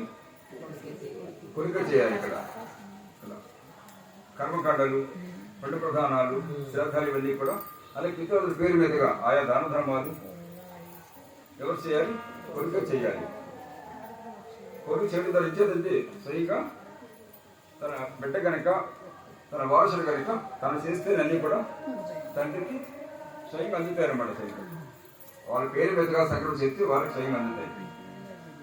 ఆ కారణంగా వాళ్ళు వాళ్ళ పరంగా చేసిన ప్రతి పవిత్ర కార్యక్రమం కూడా, ఆ దాన ధర్మాలు కానీ, ఆ కర్మకాండలు కానీ, శ్రద్ధాది పెళ్లి ప్రధానాలు కానీ ఇవన్నీ కూడా వాళ్ళు ఉన్నటువంటి నరక స్థితి నుంచి ఉత్తమ లోకానికి వెళ్ళి అవకాశం ఏర్పడుతుందట. ఆ ఫలితంగా ఉత్తమ జన్మలకి అవకాశం ఏర్పడుతుందట. అంచేత నరకంలో పడినటువంటి పితృదేవతలు ఇక్కడ తెలియదు, అక్కడ తెలుస్తుంది. వాళ్ళు తెలుస్తుంది. ఇక్కడ ఎవరైనా మన వంశంలో ఒక బిడ్డ పుడితే బాగుండు, మనకి ఉత్తమ గతులు కలుగుతాయి, ఈ నరకం బయటపడతామని చెప్పేసి ఎదురు చూస్తుంటారు. ఇక్కడ మన వంశంలో మగబడి పుడితే బాగుండని చెప్పేసి ఎదురు చూస్తుంటారు. అంతే చూడండి, మనము పితృదేవ పిండ ప్రదానం చేసేటప్పుడు మన తండ్రి పిండ ప్రదానం చేస్తాం, తల్లి చేస్తున్నాం అనుకోండి. తల్లికి ఒక్కరికే కాదు, తల్లితో పాటు 3 తరాల వరకు పెడతాం. తల్లితో పైన 3 తరాలు పెడతాం, తాతయ్య ముత్తాత. అమ్మ పెడుతున్నప్పుడు అమ్మ, వాళ్ళ అత్తగారు, వాళ్ళ అత్తగారు కూడా 3 తరాల వాళ్ళు కలిపి పెడతాం, పిండ ప్రదానం చేస్తుంటాం. అలాగే ముఖ్య పర్వదినాల్లో చూడండి మనకి వస్తాయి. ఏంటవి? మహాలయ పర్వదినాలు వచ్చినప్పుడు మొత్తం సమస్తం అందరూ పెడతాం. ఇటు తల్లిదండ్రులు ఎవరు పోయినా అందరూ కూడా, తల్లిదండ్రులు వాళ్ళు ఎవరు పోయినప్పుడు కూడా, స్నేహితులు కూడా, తండ్రులు, మేనమామలు, అన్నలైన వాళ్ళు, కొడుకులైన వాళ్ళు, అత్తగారులైన వాళ్ళు, మామగారులైన వాళ్ళు, గురువులు, స్నేహితులు, మొత్తం మన శ్రేయోభిలాషులు అందరూ కూడా పిల్లపాదం చేస్తాం. వాళ్ళు తల్లిదండ్రులు చెప్పి ఒక్కవాళ్ళు వెళ్ళాలని చెప్పేసి మాల అమావాస్యాలు. అదే మనం త్రివేణ సంఘం వెళ్ళేటప్పుడు అక్కడ కూడా చేయిస్తారు. త్రివేణ సంఘం ఎన్నో వాళ్ళకి పిల్లపాదం చేస్తుంటారు పితృదేవతకి. అక్కడ మొత్తం మన అటుపక్క 2 పక్షాలు కూడా అక్కడ తండ్రులకు అందరం పితృదేవతలు స్మరించి వాళ్ళందరూ పేరు పిల్లపాదం పెడతాం. అక్కడ సంకల్పం చెప్పించి వాళ్ళు ధరించాలని చెప్పేసి, అంటే ఉత్తమ పొందాలని చెప్పేసి. ఇది అంతరార్థం జరిగింది. అందుకోసం మన పెద్దలు కొడుకు కోసం వెలిసేవారు. ఇప్పుడు ఎందుకు వెళ్తున్నారు? కొడుకుల కోసం ఇప్పుడు ఎందుకు వెళ్తున్నారు? ఇప్పుడు కూడా చాలా కొడుకుల గురించి వెళ్తారు కదా, కొడుకులు కావాలి కదా. అంచేత ఆడపిల్ల తగ్గిపోతున్నారు కదా చాలా చోట్ల. త్వరగా ఆడపిల్లలు ప్రతి ఒక్కరు మగవాడు ఒకటి ఇద్దరు ఆడపిల్ల మగలే కావాలి. ఆడపిల్ల ఎక్కడ చదువుతారు? ఇంకా నీ గవర్నమెంట్ చట్టాలు పెట్టింది తెలియకుండా, తెలిసి ఈ పిల్లలు కూడా దొరకరు. అంతే కదా. స్నానం తీసి చెప్పాడు అనుకోండి, ఏం చెప్పేస్తారంటే పిండం చెప్పేస్తారు. చట్టాలు పెట్టారు కనుక పెట్టారు కనుక కొంత బతికిపోయే లేకపోతే ఆడపిల్ల కూడా ఉండరు.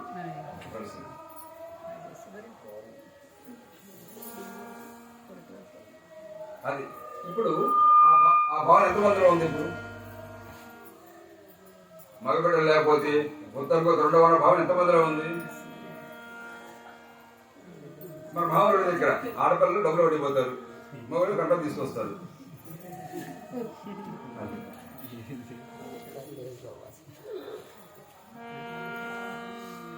ఇంచుమించు అది మనకి ఒక వారసుడు ఉంటాడు, అంతే తప్ప మనకి ఒక ఉత్తమ గతి కర్మ చేసేవాడు పుత్రుడని అది ఉత్తమ కర్మ చేసేవాడు ఎప్పుడంటే అని చెప్పేసి ఇక్కడ ఆయన ఉత్తమ గతులు కలగాలి అడుగు మన ఉత్తమంగా కలిగేలాగా మనకి సేవ చేయాలంటే వాడు ఏ స్థితిలో ఉండాలి, పుట్టువాడు ఏ స్థితిలో ఉండాలి, ఎటువంటి పుట్టాలి వాడు. ఎంతమంది కొడుకులు పుట్టారు కదా, ఎంతమంది మరి పితృకర్మలు చేస్తున్నారు. పోయినప్పుడు చేస్తాడు. సంవత్సరం ఇది 11 మాసంలో 11 మాసంలో చేస్తారు అంతే. మరి తలంపడగా అయిపోయింది, సమస్య లేదు. ఇదివరకు అగ్రవరాలు పెట్టేవారు, ఇప్పుడు వాళ్ళు కూడా బాధపడిపోతున్నారు. బ్రహ్మకామ కపాల దగ్గరికి అంటే పెడితే మొత్తం గొడవ తిరిగిపోతాడు. ఇంకా మరి పట్టాకూడదని చెప్పేసి ఎవరు మెట్టవాదని చెప్తే అక్కడ పోయి అక్కడ పెట్టి వచ్చేస్తాను. సంవత్సరం ఎవరు కడతారు, రోజు వెళ్ళి అంతాన్ని చేసేసి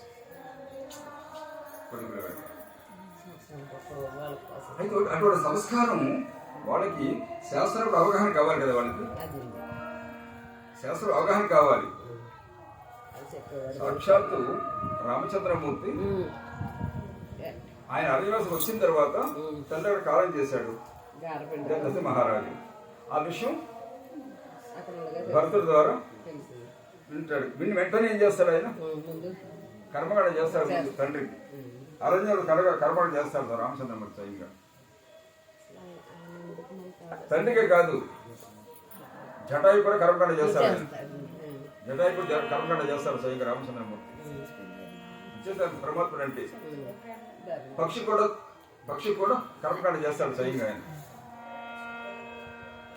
ఇది ధర్మాలే కదా. దాన్ని ఏమంటారంటే శ్రాద్ధము అంటారు. శ్రాద్ధం ఎందుకన్నారంటే కర్మకాండని చెప్పేసి ఏదో వచ్చిందిరా బాబు దీంట్లో ఇక్కడ తప్పదు ఏదో నిర్మించేసుకుని చెప్పేసి ఏడుస్తూ పెట్టే కన్నా ఏదో పెడితే బంధు ఉండదట. శ్రద్ధ పెడితే బంధు వస్తుందని శ్రాద్ధం అని చెప్పారు.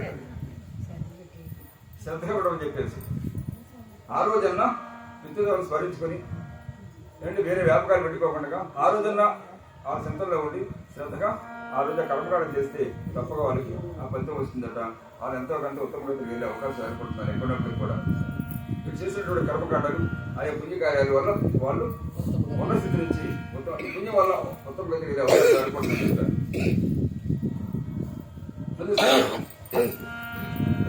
అందుకోసం వేసేవారు పుత్రుల కోసం పౌరులు. అది అప్పుడు ఏడు 10 ఇప్పుడు ఏడుపు వేరు. అది కూడా చెప్తారు అనమాట. అక్కడ గంగా 10 చెప్తారు, సాంతాలు చెప్తారు అనమాట. కొడుకు లేని వారికి ఉత్తమ కథలు ఉండవు కదా, కొట్టాలు ఉండమే మహాదోషం అయిందని చెప్తారు అనమాట. అలాగే మాతృత్వం లేకుండా స్త్రీల జీవితాలకు సంతృప్తి కలదు కదా అంటున్నారు. పితృదేవతలు కూడా తమ కులంలో ఒక మగబిడ్డ జన్మిస్తే తమకు విరోధిగా లభిస్తాయని ఎంతో ఆస్తి ఎదురు చూస్తూ ఉంటారు. పితృదేవతలు కూడా తన కులంలో ఒక మగబిడ్డ జన్మిస్తే తమకు విరోధిగా ప్రభుత్వం కూడా వదకు విడిచిపెట్టడం ద్వారా పాపక్షేమ అవుతుందని చెప్పేసి విరోధిగా లభిస్తాయని ఎంతో ఆశతో ఎదురు చూస్తుంటారని చెప్పేసి ఎక్కడ నరకడం పితృదేవత అంతా కూడా. బిడ్డలేని ఇల్లే కాదు, అప్పుడప్పుడు బిడ్డెత్తుకునే అదృష్టాన్ని నేను నోచుకోలేదు. అలానే నాకు 60 ఏళ్ళు నిండిపోయాయి. మాకు పితృదేవతలకు విరోధులు ఇచ్చేవారు లేకుండా మాకు పునామనారకం తప్పదు. మాకు పితృదేవతలు విరోధులు ఇచ్చేవారు లేరు కనుక మాకు పునామనారకం తప్పదు. స్వామి అయినది అయిపోయింది, మొదటి నాకు బిడ్డలు కలిగేలాగా అనుగ్రహించండి. ఇచ్చేదంటే 60 సంవత్సరాలు కదా, ఎవరు సంతానం కాలేదు. ఆ విషయం నిర్ధారణ అయిపోయింది. ఆవిడ 60 సంవత్సరాలు ముసలి సంతానం ఎలా కలుగుతుంది. అలాగే కుటుంబం నుంచి మంది రైశ్వర కార్యదు అని బలిజమైన బిడ్డకరం అని చెప్పేసి ఆయన పాదాలను నమస్కరిస్తున్న బట్టి అప్పుడు సాములు అవుతారు. ఇక్కడ నవ్వుతూ ఇచ్చిందండి, ఏం కోరుకోరేవమ్మా నువ్వు, ఇప్పుడు రాబోయే జన్మసానికి ఇప్పుడు ఎందుకు, ఒకవేళ అప్పుడు మగబిడ్డ కలిగిన అది వాళ్ళు మేము ఇచ్చే వరమాలు కలిగినట్టు మీకు ఎలా తెలుస్తుంది. తెలియదు కదా. నీకు నిత్యము మమ్మల్ని అంత శ్రద్ధగా క్షమించినందుకు, నిత్యం శ్రద్ధగా చూస్తావు కదా మమ్మల్ని, క్షమించినందుకు నాకంత సంతోషం అయింది. నిత్యము శ్రద్ధగా క్షమించినందుకు నిష్ఠావరులతో బాగా చెప్పింది. ప్రతి ఏమి తప్పకుండా చేస్తుంది, కొన్ని సంవత్సరాలు క్షమించుకుంటూ వస్తుంది. అంటే అది ఈసారి మాకు సంతోషం అయింది కనుక నువ్వు కోరింది ఈ జన్మలో లభించేలా వరమిస్తున్నాము అంటాడు స్వామి. కొంతకాలం నీకు ఒక కూతురు ఒక కొడుకు కూడా కలుగుతారు అని ఆమెను జీవించారట స్వామి శ్రీగురుదేవుడు. అప్పుడు గంగా వెంటనే సీరకంపు ఇలా ముడేసుకుందట ఆవిడ. ముడేసుకుని స్వామి నమస్కరించినమాట. ఇక్కడ అది ఆ వరాలు స్వీకరించినట్టు నమస్కరించి అప్పుడు అడుగుతాడు స్వామి, ఒక మనసు చేసుకుంటాను, నాపై కోపించవద్దు. నేను బిడ్డల కోసం ఎన్నో తీర్థయాత్రలు చేశాను, పుణ్యక్షేత్రాలు స్నానం చేశాను, రావు చెట్టు ప్రదర్శన చేసి బిడ్డలు కలుగుతారని లోపలి చెప్పాడు నమ్మి కానీ మీరు రావు చెట్టు ఇంతవరకు ప్రదర్శన చేస్తూనే ఉన్నాను. పరశు నమస్కారాలు చేసి అలసిపోయాను. అలాగే నాకు ఈ వయసు అంతా కూడా చెల్లిపోయింది. ఇటువంటి నాకు వరవల ఫలిస్తుందనేది ఆలోచన. ఈ పరిస్థితిలో వరాలు లభిస్తుంది, ఇన్ని దేశాలు లభించింది, పైగా 6 సంవత్సరాలు దాటిపోయి ఇక నాకు వరాలు లభిస్తుంది. ఇంతలో పెట్టంటారు మీరు. అలా త్రిమూర్తి స్వరూపులైన మీ వాక్కు ఎన్నటికీ వ్యర్థం కాదు. ఆ ధైర్యం నాకు లేకపోలేదు. ఆ ధైర్యం ఉంది, మీ వాక్కు అంత వ్యర్థం కాదు. కానీ ఏమైనా పరిస్థితి ఎలా లభిస్తుంది? ఏమైనా పరిస్థితి లభించడం సాధ్యం కాదు కదా. ఆ విశ్వాసంగా నీ కొడుకు నేను ముడి వేసుకున్నాను. ఎంతవరకు నాకు కలిగిన సందేహం ఇది. నేను వచ్చే జన్మలో నేను బెటర్ కావాలని కోరుకుంటుంటే నేను ఇప్పుడు ఇచ్చేస్తానంటారు మీరు. అయినప్పటికీ ఎన్నాళ్ళుగా నేను కాలు తొప్పులు పుట్టేలా రావచ్చు ప్రదర్శన చేసినంత వరకు కలిగిన ప్రయోజనం ఏమిటి?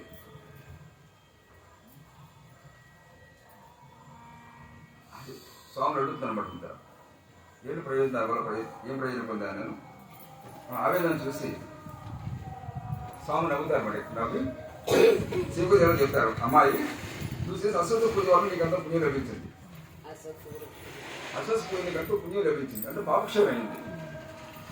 పాపక్షం ఇచ్చేదంటే ఇక్కడ మహనీయుడు దర్శనకు లభించాలంటే ఎంతో పుణ్యం ఉండాలి.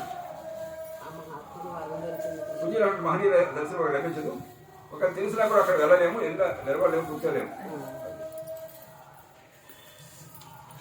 ఇప్పుడు అయిపోయేంతో నువ్వు దాన్ని నిందించే వరకు ఆ పుణ్య కథ పోగొట్టుకోకది.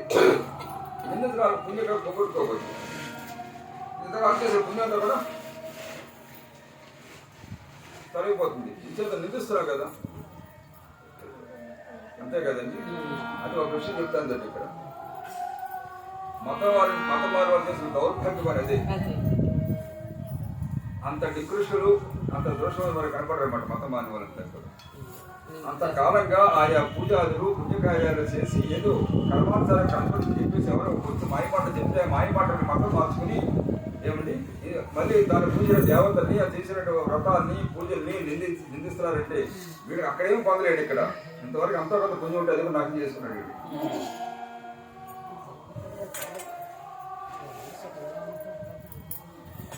అంతే చూడండి, మతం వారు ఎంతమంది సౌఖ్యంగా ఉన్నారు ఒకసారి ఆలోచించండి. ఏమీ లేదంతా కూడా వాళ్ళు మేకప్ కబుర్తో ఎలా లాక్కిపోతారు అంతే. దశభావం తీసుకుంటూ వాళ్ళు కుబేరు అయిపోతే మాత్రం వాళ్ళ బతులు ఎలా ఉంటాయి.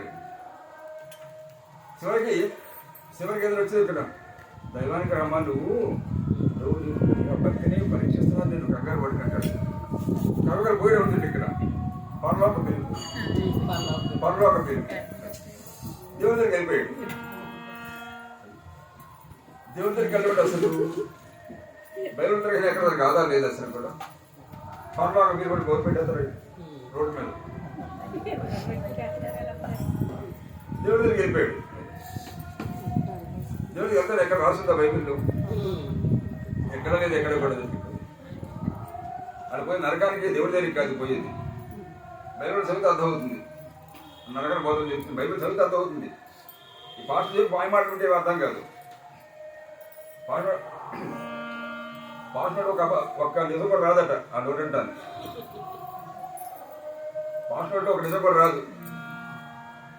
అబద్ధాలకు పుట్టేదంటే పాస్టరే. ఇంకా దాంట్లో వాస్తవం ఇప్పుడు కూడా ఎప్పుడు చెప్తే రాడు, వచ్చి నిలబడ్డు. అసలు కల్పన చెప్పాలి.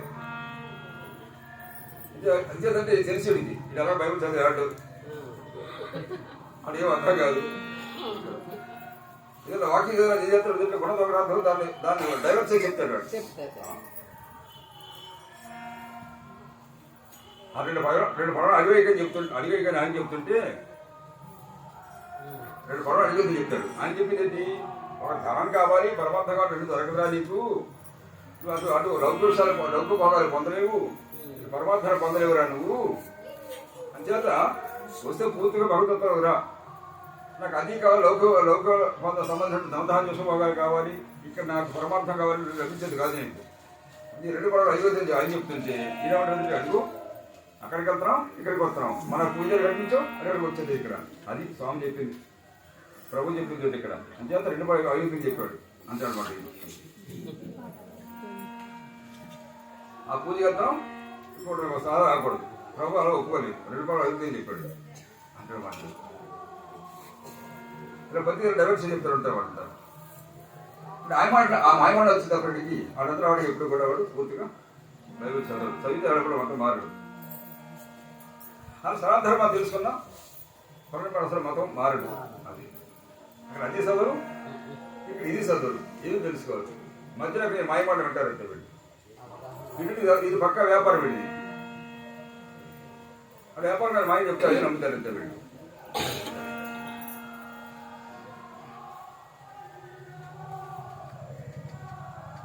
ఇదమ్మా. అంచేత అప్పుడు అక్కడ ఏం చేస్తారంటే మీకు తెలియదు ఏంటంటే ఇక్కడ అక్కడ నిందిస్తారు కదా అంటారు, దేవతలు నిందిస్తారు, మా దేవతలు నిందిస్తారు, అక్కడ చేసినటువంటి ఆయా పూజగా నిందిస్తారు కనుక అందువల్ల చేసిన పూజ కూడా నాశనం అవుతుంది. అది అప్పుడు ఏమైంది మొత్తం 0 వెళ్ళంతా కూడా. అంటే వాడు పోయి దేవుడి దగ్గరికి కాదు నరకానికి పోతాడు. ఆ విషయం తెలిసిన స్థితిలో ఉంటుందంతా కూడా. ఇక్కడ ఎవరు నాలుగు చెప్పడం ఉంది ఇక్కడ వచ్చే సైతాలు వచ్చే హిందీ దగ్గరికి జాగ్రత్త అంటాడు. దయ్యం ఎప్పుడు సైతం అంటే వచ్చే సమస్య అంతా కూడా ఇలా అంటారు. ఇక్కడ ఆయన చెప్తారు వచ్చింది ఇక్కడ అంటే జాగ్రత్తగా ఉండు, సైతాలు వచ్చింది ఇక్కడ అంటాడు. ఇది మొత్తం దగ్గర అది ఎవరి మంచి కూడా సైతం చెప్పాడు ఇంకోటి అంత అలా మోసం చేస్తారు మన జనాలు పట్టినంత కదా. ఆ మాయలు పడిపోతారు, అది కరిమాయి. అది కూడా అదే అంటారు ఇక్కడ. అమ్మాయి ఇది అశ్వత్థ పూజ వాటికి అంతా పుణ్యం లభించింది. ఇప్పుడు అవివేకంతో నీవు దాన్ని నిందించి ఆ పుణ్య కథ పోగొట్టుకోకు. నా మాట విని ఇక్కడి నుంచి ఈ సంఘంలో స్నానం చేసి ఇక్కడ రావు చెట్టుకు మాకు కలిసి నిత్యం ప్రదక్షిణ పూజ చేస్తుంటాం. మేము ఎప్పుడు అస్వస్థలో ఉంటాం, అస్వస్థలు ఉంటాం ఇప్పుడు కూడా. అందువలని పురాణం దీన్ని అస్వస్థ నారాయణిగా కీర్తించి ఆయన చెప్తాడు. అప్పుడు గంగాంబ ఏంటంటే అది విశ్వాసం నాలో బాగా బలపడడం కోసం అసలు గొప్పతనం తెలియజేయమని చెప్పినప్పుడు అప్పుడు శ్రీగుడి దేవుడు అసలు గొప్పతనం గురించి విషయం చెప్తారు అంటారు. ఏం చెప్తారు ఇక్కడ ఒకసారి సత్యం వెళ్ళిపోతే చెప్పుకోలేదు కదా. తగిన వయసులతో దేన్ని సేవించగలుగుతా ఉంటుంది. అంటే అసలు గొప్పతనం తెలియజేస్తే తగిన భక్తి ఉత్సవం సేవించగలుగుతాను అని చెప్పి గంగాంబ అడుగుతుంది స్వామిని. శివుడు అని చెప్తాడు ఇక్కడ అశ్వత్థ వృక్షంలో సకల దేవతలు ఉంటారు.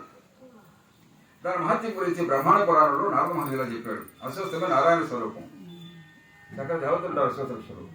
దేవతలు అంటే మళ్ళీ ఎంతో చెప్పాం కదా, అంతే దేనికి వర్తిస్తుంది కూడా. అది శక్తి సామర్థ్యాలు దేవతలు అంటే. ఆ వృక్షం యొక్క మూలమే బ్రహ్మ, దాని మధ్య భాగం విష్ణువు, దాని శివర భాగం శివుడు. మూలంలో బ్రహ్మ ఉంటాడు, మధ్య భాగం విష్ణుమూర్తి, పై భాగం శివతత్వం. 3 తత్వాలు దాంట్లో ఉంటాయి. కానీ దాన్ని పూజిస్తే త్రిమూర్తులు పూజించినట్లే. త్రిమూర్తులు దాని దక్షిణ పడమర ఉత్తర దిక్కులు కొమ్మలు, తూర్పు దిక్కులు కొమ్మల్లో ఇంద్రాదేవతలు ఉంటారట. దాని వేళలో మహర్షులు, గోబ్రాహ్మణులు, 4 వేదాలు ఉంటాయి వేళల్లో. సప్త సముద్రాలు, పుణ్యనదులు తూర్పు కొమ్మలు ఉంటాయట. ఆ చెట్టు యొక్క మూలములు అకారము, మానులు ఉకారము, దాని పండ్లు మకారము. ఆ వృక్షంతో కలిపి ప్రణస్వరూపం ఓం ఓంకారం ప్రణస్వరూపమే వృక్షంతో కలిపి. ఇక ఆ చెట్టు యొక్క మహిమ ఎవరు వర్ణించగలంటారు?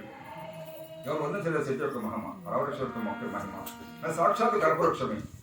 ఈ వృక్షాన్ని సేవించవలసిన విధానం నారద మహర్షి ఎలా చెప్పారు. ఎలా సేవించాలో చెప్తారు నారద మహర్షి. బ్రహ్మాండ పురాణం చెప్తారన్నమాట. అది ఇక్కడ మనకు అందించారు. అశ్వత్థ ప్రదక్షిణ చైత్ర మాసం, ఆషాఢ మాసం, పుష్య మాసాల్లోనూ చేయకూడదు. అలాగే గురు శుక్రమౌఢ్యాల్లోనూ కృష్ణపక్షంలో కూడా ప్రారంభించకూడదు. ముహూర్తంలో స్నానాలు చేసుకుని చూసి ఉపవసించి మరీ ప్రారంభించాలి. అలాగే ఆది సోమ శుక్రవారాల్లోనూ సంక్రమణ సమయాల్లో విశుద్ధ సమయాల్లోనూ రాత్రి భోజనం అయ్యాక వృక్షాన్ని సేవించకూడదు. సాధకుడు మొదట ఆ వృక్షాన్ని సేవించే ముందు మన భావాలు మార్చుకోవాలి. వృక్షాన్ని సేవించి మన భావాలు మార్చుకోవాలి. ఎలా సేవించాలో చెప్తున్నారు ఇక్కడ. ఆత్మశుద్ధి మానాలి. తన పౌరు కూడా మానాలి. ముందు తన పౌరు కూడా మానాలి. నాతో ఎంతవాడి చదువులు చెప్పుకోవడం మానాలి. తన పౌరు కూడా మానాలి. రెండు పరంగా ఇతర దూషితుడు మానాలి. తన పౌరు కూడా ఇతర దూషించకూడదు. ఈ రెండు దోషమే. రెండు మానాలి. తన జోతం మానాలి. అబద్ధాలు కూడా మానాలి. అసత్యాన్ని విడిచిపెట్టాలి. అబద్ధాలను విడిచిపెట్టాలి. ముందు మన భావాలు సరి చేసుకోవాలి. ప్రస్తుత నీటిలో గుడ్డలతోనే స్నానం చేసి గుట్టిన గుడ్డలు ధరించి మొదటి గణపతిని పూజించి కలసాలు గంగమ్మని పూజించాలి. అప్పుడు సంకల్పం చెప్పి అశ్వత్థ వృక్షానికి భక్తి 7 సార్లు అభిషేకం చేయాలి.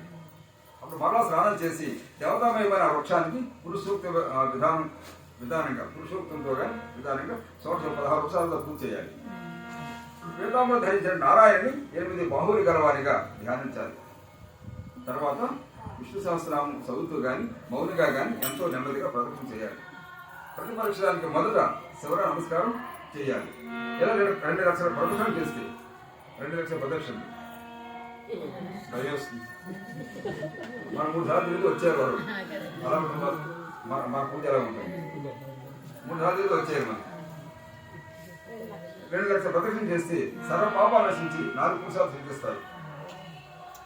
2 ప్రదక్షిణ చేస్తే సర్వపాపాలు నశించి ధర్మము అర్థము కామ మోక్షాలు ధర్మాలు కామ మోక్షాలు సిద్ధిస్తాయి. 4 పురుషాలు సిద్ధిస్తాయి. మోక్షాలు పొందుతావు స్వయంగా. అటువంటి స్థితి వస్తుంది ఆ పుణ్యం వల్ల. ప్రకట శుద్ధిగా దానిపై దృష్టి నిలిపి ఇక్కడ విషయం అన్నారు. ప్రకట శుద్ధిగా మనస వాచ కర్మ దృష్టి ఆ పవిత్ర వృక్షం మీద నిలిపి బిడ్డల కలగల సంకల్పంతో ప్రదక్షిణ చేస్తే తప్పక కలుగుతారు. అంటే అక్కడ విశ్వాసంతో ప్రకట శుద్ధిగా చేయాలి. శనివారం నాడు ఈ శక్తి మృత్యుంజయ మంత్రం జపిస్తే శనివారం రోజు రావృక్షాలు తాకి మృత్యుంజయం జపిస్తే మృత్యుభయం తొలుతుందట.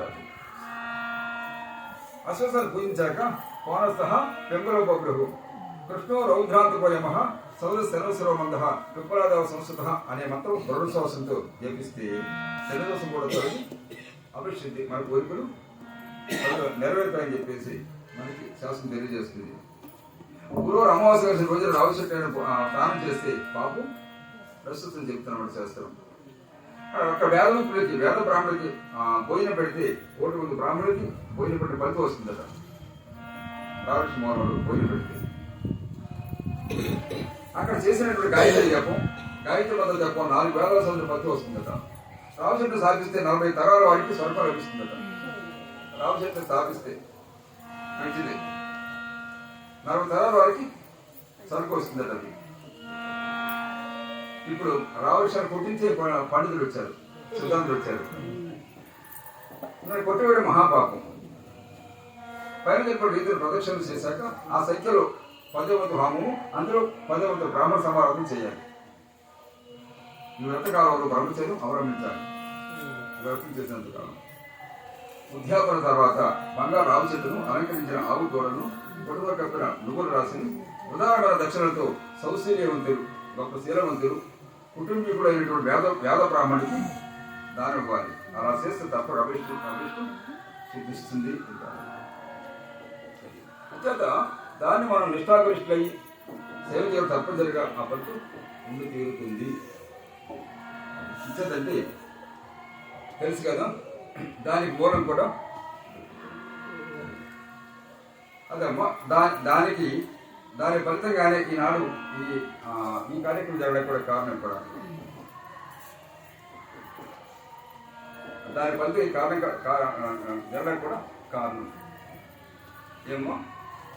అది మేము ద్వారా చెప్పుకుని ఉంటాము కాదు, తెలుసు కదా.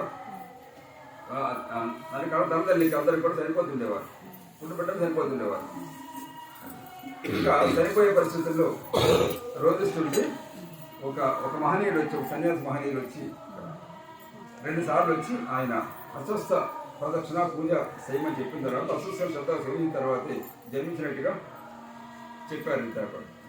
ఆ విషయం ఎవరో తెలిసింది ఇంతపాటు. అది అంత అద్భుతమైన ఫలితం ఉంటుంది వృక్షానికి. ఆ పుణ్యమే కదా ఈనాడు ఇలా ప్రయాణం చేయడానికి కారణం కూడా ఉంది. అంటే ఏదో బిడ్డ పుట్టడం కాదు, పుట్టిన బిడ్డ కూడా ఎంతో కొంత సంస్కారంగా ఒక ఆధ్యాత్మికమైనటువంటి మానవ పుట్టేవాడు పుట్టడం కూడా గొప్ప అదృష్టం కాదు కదంగా ఆ తల్లిదండ్రికి చూసినట్టయితే. అది అస్వస్థ పూజలు అంత గొప్ప విశేషం. ముందు సరిగ్గా ఇదమ్మా అంటే సత్యాలు తెలుసుకోగలగాలి. ఇక్కడ ఈ సత్యం తెలుసుకున్నాడు పెద్దల శాఖ అస్వస్థ శాఖ చేసిన ప్రయత్నం చేసేవారు. ఇంకా అత్యంత గోపూజ చేసుకోవడం, అశ్వవృక్షాన్ని ప్రదర్శన చేసుకోవడం, తులసవృక్షాన్ని పూజించుకోవడం, తులసవృక్షాన్ని ప్రదర్శన చేసుకోవడం, ఇవన్నీ కొంచెం విశేషమైనటువంటి కార్యక్రమాలు జరుగుతుంది. అపారమైన ఫలితం పుణ్య వస్తుంది పోషించింది. దాని ఏమాత్రం సందేహం లేదు చేయడం జరిగింది.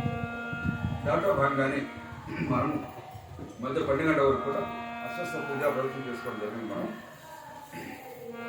అదే దాంట్లో విష్ణు అక్కడే మొదలు పెట్టుకున్నాం మనం. తర్వాత అనుకోకుండా మన చిత్రం ఏంటంటే చిత్తరాబాబు ఇంకా రావడము, ఆయన సంకల్ప శక్తితో ఈ పవిత్రమైనటువంటి దేవాలయం ఏర్పడము, మళ్ళీ అక్కడ చేసిన ముఖ్య ఏకాదశి కాక ఇక్కడ మార్చుకున్నాం మనం.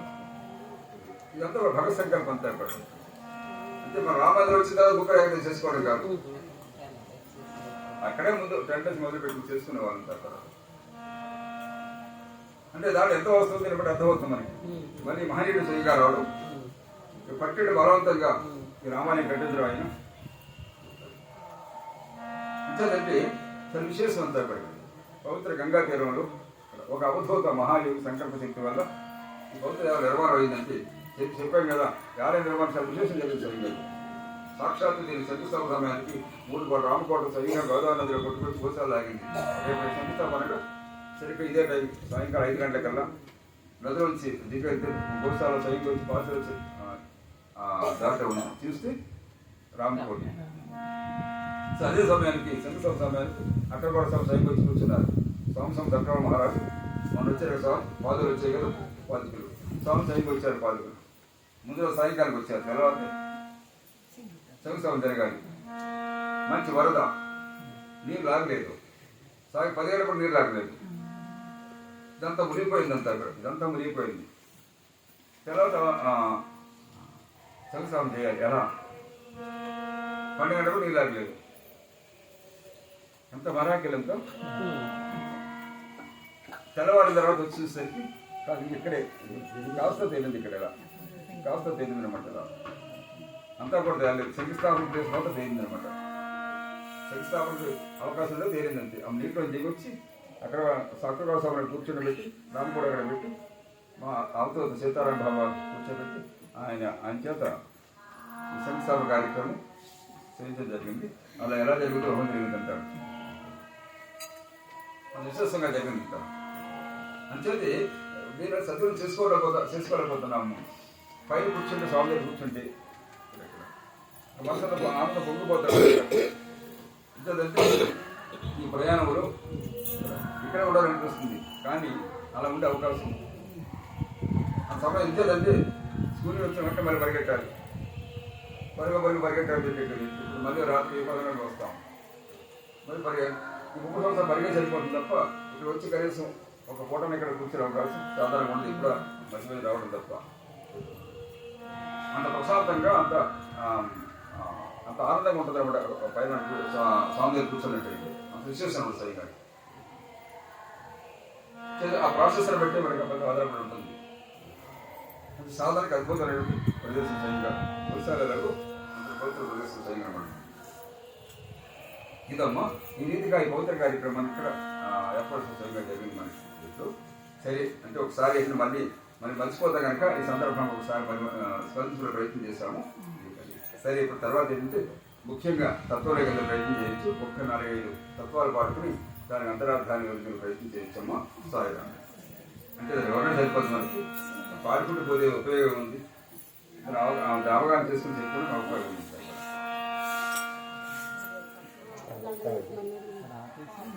Gracias.